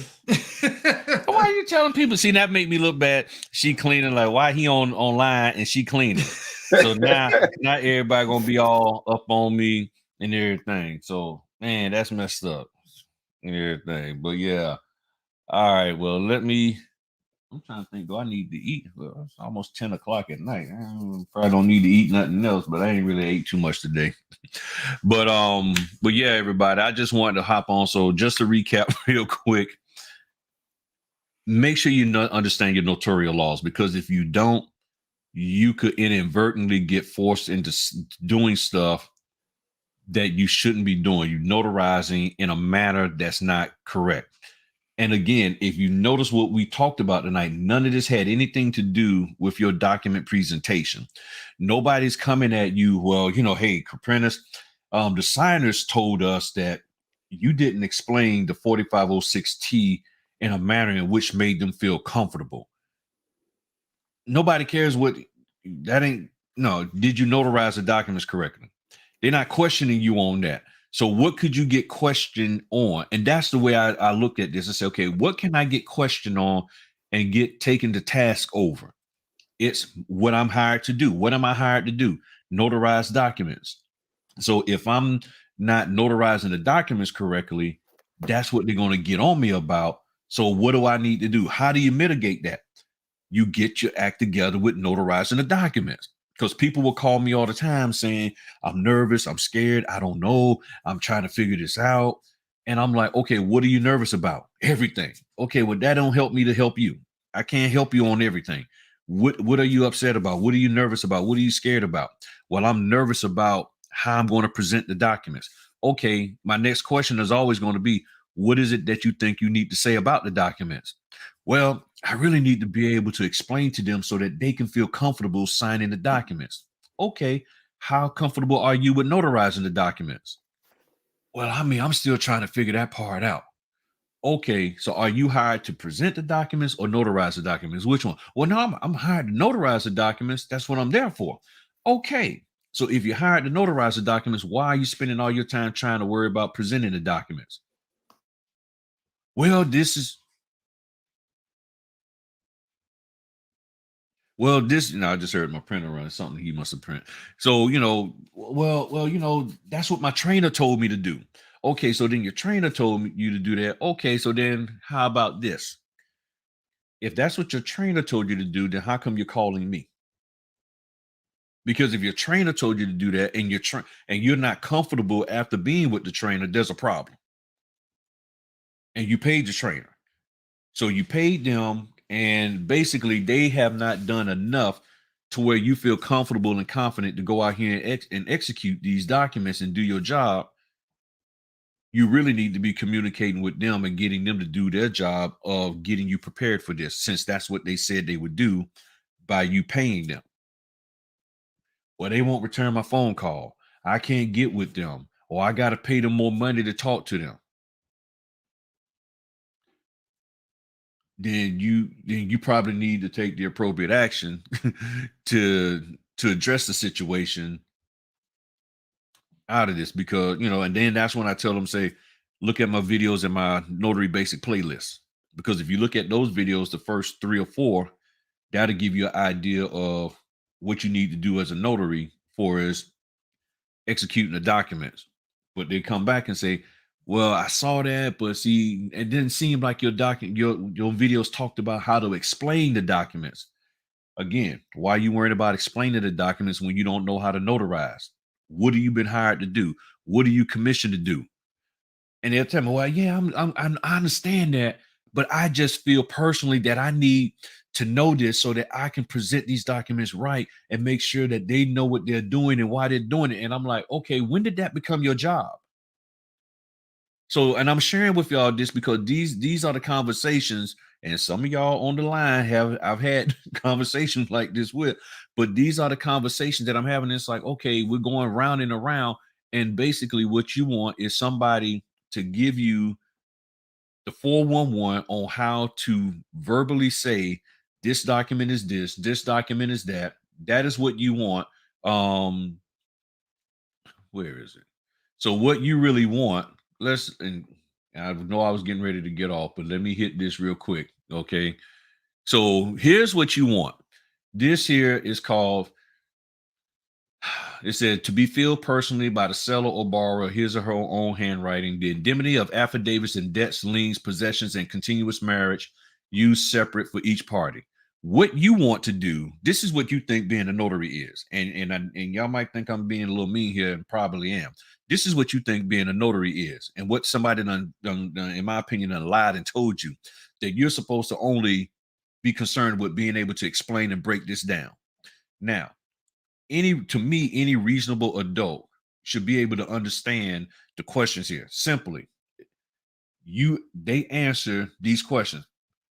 Before me, the undersigned authority personally appeared John Q. Public, who's personally known for me, this, that, and the other. And they are supposed to read this and answer this accordingly. And all this here is an indemnity and affidavit as to debts, liens, possessions, and continuous marriage. And that, if they don't understand what that means, then that's where they're supposed to contact their representative. Do you understand what this means? Can we, because when you talk about giving somebody a summary, can you give them a summary to the degree that they don't have to read this and they will fully understand your summary and know what they need to do with regards to this? The answer is more than likely, as a brand new notary, no. Now, I understand. If you want to say anything about this document, is simply this: they want to know, do you have any of these conditions? If you do, they want to know who the creditor is and how much. Because if they read this, they're asking, says personally owned to me to be the person whose name is subscribed on this here, that no proceedings, bankruptcies, receivership have been instituted against him or her, and that the marital status of the affidavit has not changed since the acquisition of said property, and represents the purchaser or lender in the transactions, that there are no unpaid this, that, or the other, that there are no this, that, or the other, that all labor this, that, and the other has been paid, there are no leases, ... If you don't explain this correctly to them, it can throw everybody off and they can say, well, yeah, I do owe this. And you brand new with this. You're nervous. You're scared. You're shaking. And you're trying to worry about explaining this to them. But you can't figure out how to do this. You don't know what to do with this down here. The same thing, affidavit of special survey coverage. They read this and they answer the questions accordingly. We reside in the premises, ... We are unaware of any judgments, liens, and this, that, and the other. I mean, I get that people want to show how smart they are, but this isn't about showing how smart you are. This is about making sure that you do this. If you want to show how smart you are, make sure this is always done flawlessly. That's where the smart comes in at, because the smart notary does this here flawlessly. The smart notary, in my case for Virginia, sworn and subscribed before me, this, blah, blah, blah,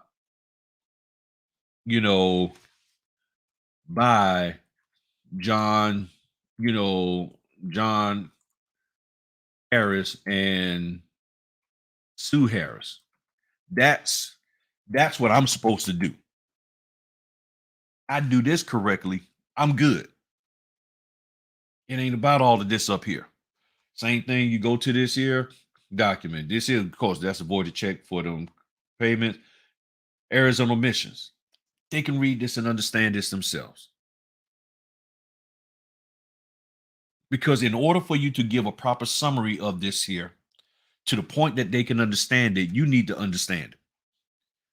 And as my mom used to say, you got some people who are real thick-tongued, meaning they don't know how to communicate and talk in an intelligent manner. And I'm not trying to put anybody down, because I've had to work personally myself on being able to communicate effectively when I talk. And y'all know sometimes I can be going down 5 different rabbit holes and everything, and up the tree after some squirrels and everything. And I have to work real hard on staying on point, because I have so many thoughts going through my head at one time. And I think I've done pretty good tonight.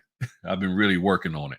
But I know sometimes I can be, as my mom would call it, thick tongue, where I have a hard time saying what I need to say in a way that a person can understand it. Because you got to have confidence in your knowledge of it.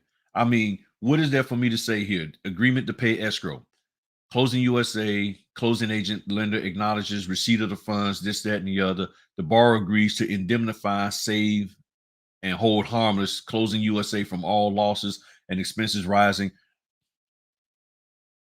You could come up with a summary for that. But the question is this: out of all of these different packages that people are selling out here, do anybody has this particular, the summary for this document? I will venture to say they probably don't. They may not, because there's various different agreements to pay escrow. So you got to have, so if your summary doesn't match with the summary that summary doesn't match with the contents of this document, now you're giving them a summary and they're like, okay, well, your summary don't make sense because this document is saying something different. Privacy policy. There ain't nothing to say about the privacy policy. They just talk about how they protect your privacy. Trying to go through and read, and here's the kind of stuff that they collect, and this is what they do with it, and this is how long they do it. That is not your concern to do. It is not. They read this, they sign it, and if they don't want to read it, that's on them. Because let me put it to you this way: notaries are focusing on how to do stuff that they don't even have to notarize. You're more concerned about playing with documents and communicating documents that you don't even notarize. And then the ones that you do need to notarize, you can't do it accurately. This here, simply, they fill it out. That's all there is to it. They fill it out. Affiliated business arrangement disclosure. All this is a list of companies that are a part of the loan process and the range of fees over here that they charge. If you want to say anything about this document, that is all you say. That is all I say. I just say, here's your affiliated business arrangement. What did that mean? All this is a list of companies that are part of the loan process and the range of fees that they charge. And that's exactly what this is. The list of companies, what they do, and the range of fees that they charge. What more do you need to say about it? You get what I'm saying? There's not a whole lot that you need to say. This here, the alter statement. Simply put, all I say is this is your one of your settlement statements. The debit side is what you're borrowing to is what you're borrowing. Is what needs to get paid for these line items. The debit side is what needs to get paid for these line items, and the credit side is what you're borrowing to pay the debit side. And that is the truth of the matter. The debit side is the dollar amount that each one of these line items costs. And the credit side is what you are borrowing to pay the debit side.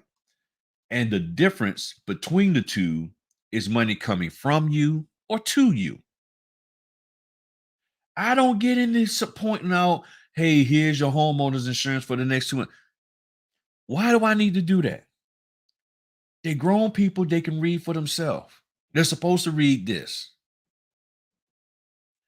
They don't need me to sit here and handhold them.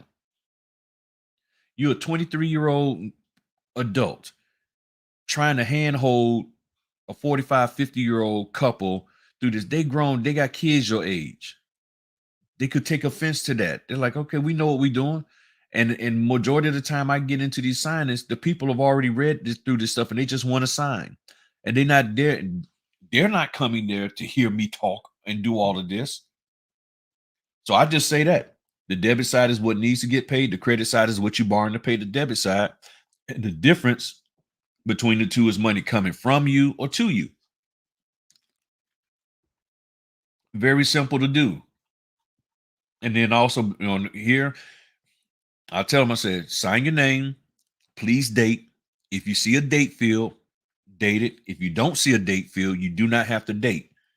If you run across somebody that is consistently, constantly, and on purposely not doing the date, because I don't understand why people think they should sign stuff and not date it, or maybe they think they got some special person that's going to date it for them later. I tell them, say, look, if you do not date, and I don't catch you not dating, we will be back here redoing this whole thing. And I don't think you want that. And when I say that to them, that's all of a sudden they magically can remember to date everything. But prior to that, yeah, like they don't know what's going on. Patriot Act, whatever it asks for, you give it. It says in this case, it says up here one ID, you give it to them. If they ask for 2, you give it to them. It's that simple. You sign this, you date it, you print your name, put your title. Whatever title you want to give is up to you. I know the NNA and everybody says don't put notary because you're not notarizing it. Put signing agent. My question will be simply this. If you was not an NNA certified notary and you was working at a title company, because you don't have to be NNA certified to do loan closing. You have to be a notary. So if if for some reason you stop getting NNA certified, and you can be in, and there's a lot of people that after they get to a certain point in this business, they don't do NNA certification anymore because they have a whole years of experience, and you're doing this. Okay, so what are you then? Because you're not NNA certified. What do people at the title office put down there who are notaries? Do they put signing agent? Do they look at themselves as a signing agent and they're working for a title company and doing loan closings, and they don't know nothing about the NNA and this side of the fence that we're doing stuff on? They don't know nothing about signing companies and all of this kind of stuff and trip fees and all of that. They just know they're a notary, they sign it, and most likely they put notary. I put notary because that's what I am. I mean, I couldn't do this if I wasn't a notary. That's how I look at it. Signature affidavit, they sign, they date. All this is showing is that these are different names. An affidavit, they have to be sworn in. And all you saying is, this is you. If the person saying, well, nah, that's not me, well, what in most cases they're asked to do is not known as, and then they initial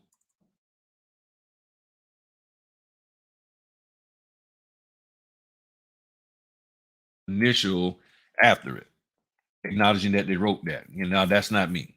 I don't go by public John. That's not me. It's, that's, and then they sign date. Does this meet what my state requires? It has the date. It says me, the notary, their name. I'm good. Oh, this is extra. I sign. Boom. Now this year, Notary Public 4. Sometime you will see. This is page 14. Let me go back up to the top real quick. Right here, you will see this sometimes. In 4, you put the venue that you're in Chesapeake, Virginia. That's what you put. In 4 in Chesapeake for Virginia. That's what you put there. And then sometimes you'll see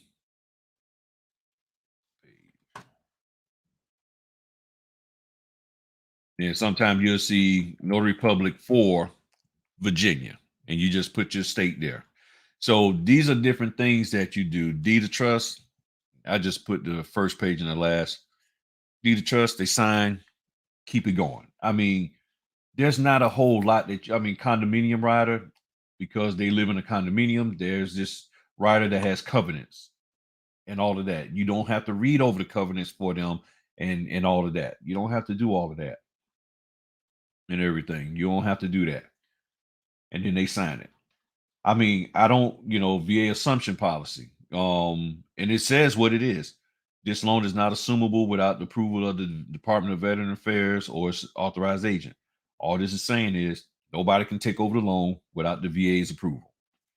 What, the question is, okay, my man, he got to head out. So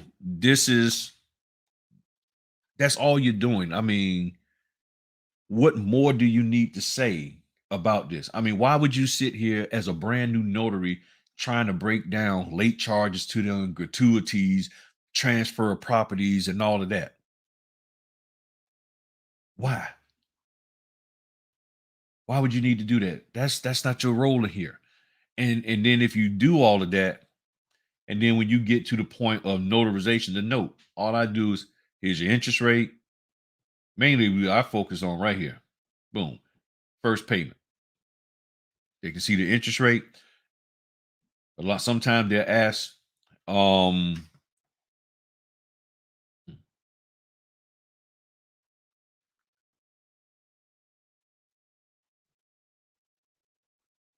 sometimes with the note, because they may not be aware, they're asked, okay, what is this payment? Because this is less. All this is the principal and interest. Okay.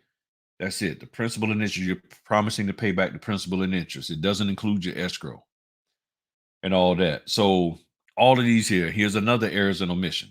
The first one we saw wasn't, you didn't notarize. The second one you do. Sometimes you see that in there. That's it. So I don't know what anybody is afraid of, and why do you feel you need to be afraid of these documents when your role is to notarize them? It's not to sit here and be, story time teller with them. Okay, boys and girls, we're going to sit down and read over these loan docs. And we're going to start off with the errors and omissions. And the undersigned borrower, for and in consideration of the above referenced lender funding, the closing of this loan agrees, if requested by the lender or closing agent for the lender, to fully cooperate and adjust for clerical errors. Wow. Clerical errors. Does anybody know what that means? I do. I mean, is that where we trying to go? And I know I'm being facetious, funny, and all of that. But what I'm saying is that is not what we're here for, people. Now, if we are, and somebody please correct me, okay? And I have no problem being corrected. But I just know that somebody brand new, you've taken training and you haven't been taught how to even properly notarize a document, but you focus on explaining the documents, but you can't notarize the documents, but you're going to sit here and practice explaining the documents. You got little man and TT up at 2:00 in the morning, and you got them playing like they the Huxtables, and you're doing the daggone loan closing with them, and all you're doing is trying to explain the document, and you can't notarize jack.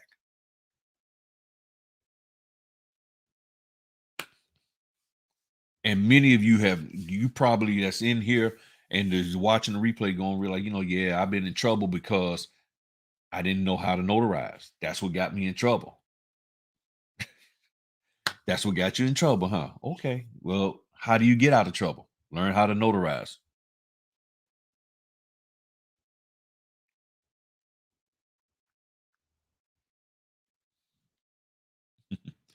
And that's why I was saying to people, pandemic notary. So, I mean,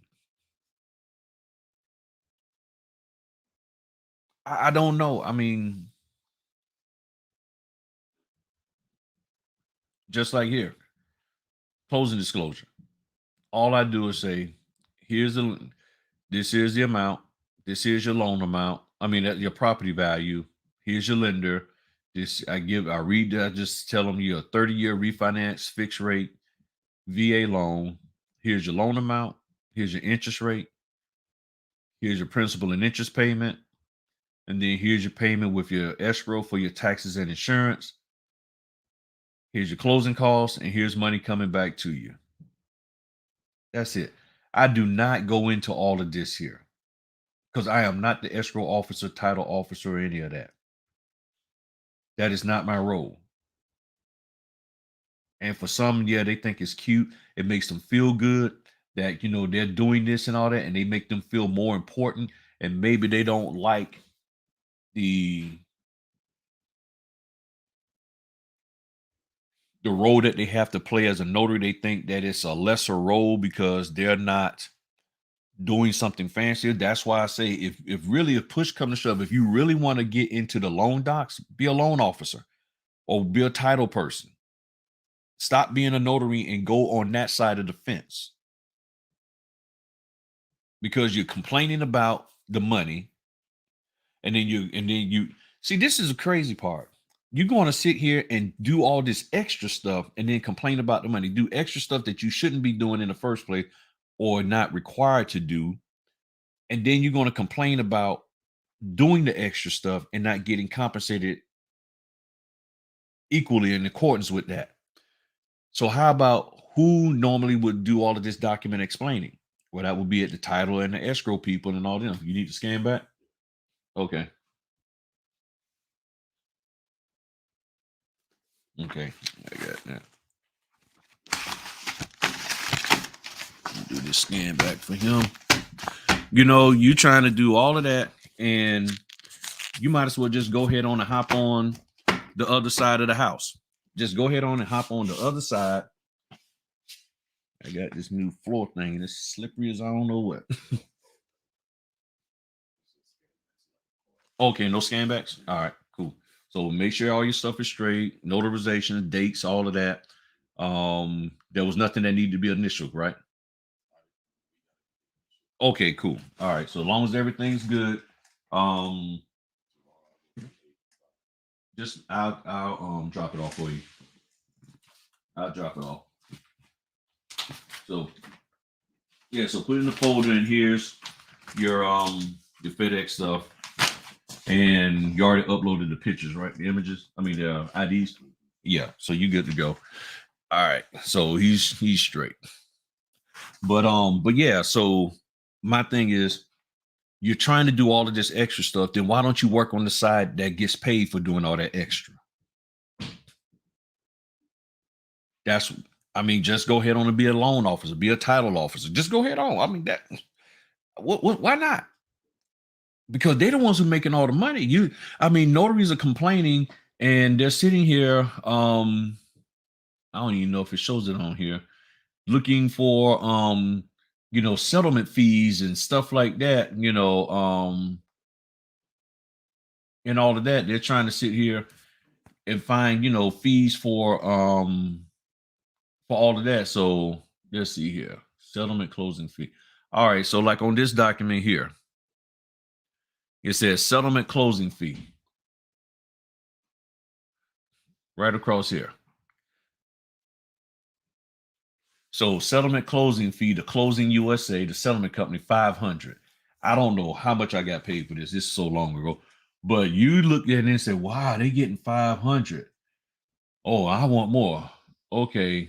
But up here, loan origination fee, that's $1,000. So maybe that's where I need to be at.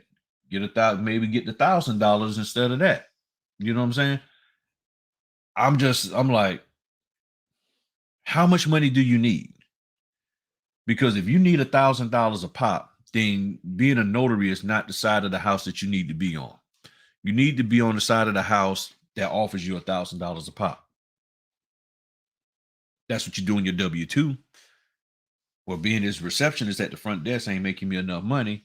So you go to college, get your education, and then you apply to be, a tech or whatever the next position be, security manager or whatever. And then next thing you know, well, this ain't paying me enough. I need to be something better. You go get some more education, and then you move up and move up and move up and move up. So all I'm saying is do the same here.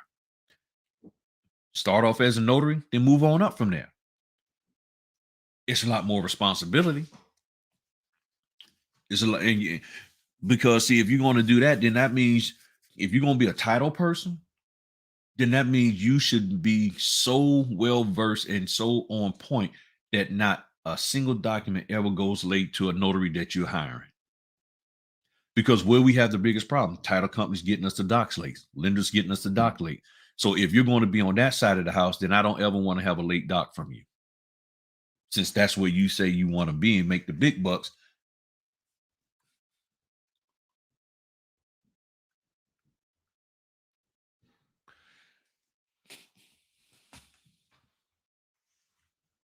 All they got to do is prove it. They keep talking about you can charge more for this and charge more for that and charge more.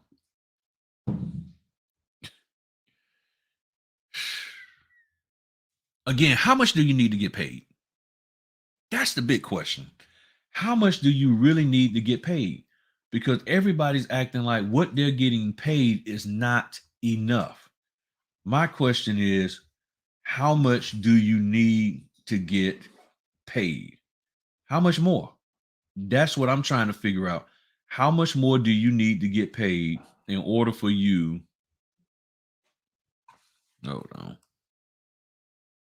In order for you to be happy, because that's apparently you're not happy.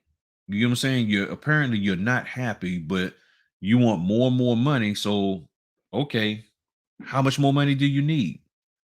What is that limit? And, you know, and it's like all these, like you said, all these gurus keep saying, "Oh, you need to do this and you need to do that," and it's like, but they're not teaching you how to do your job right. And I know I sound like a broken record, y'all. I know. Well, let me hop on off of here and everything, and I think I'm good. I think we good and everything and all of that. So, and again, yeah, I'm saying probably the same thing. They're doing the same thing. So this is a constant battle between, oil and water. You know, they're saying, hey, you can do this and you can do that and you should and you should. And I'm saying, no, you need to do this and you need to do that and you should and you should. You know, they said I had a double whammy with 2 refis with the same client, 2 properties, and one was in a trust. That was a long grueling trustees. Yeah. We had to come back the next day because they were signed out. Yeah. So thank you, Shenosha. Thank you. Appreciate it. Woo. So other than that, I think we good. You know, like I said, did a follow up. I hope everybody got what I said, and I think I did go down a rabbit hole because I was talking about what I was summarizing. Basically, know your notary laws. Don't allow yourself to get forced into doing something that's not in accordance with your laws, and I think you'll be okay. If you don't do that, then you're going to be in a situation where it's not going to be good for you. Don't cuss people out. Don't get angry. All of that. Just keep calm. No, stand on what's correct, and you'll be fine. All right. Well, y'all have a good one. Thank y'all for your time. Peace.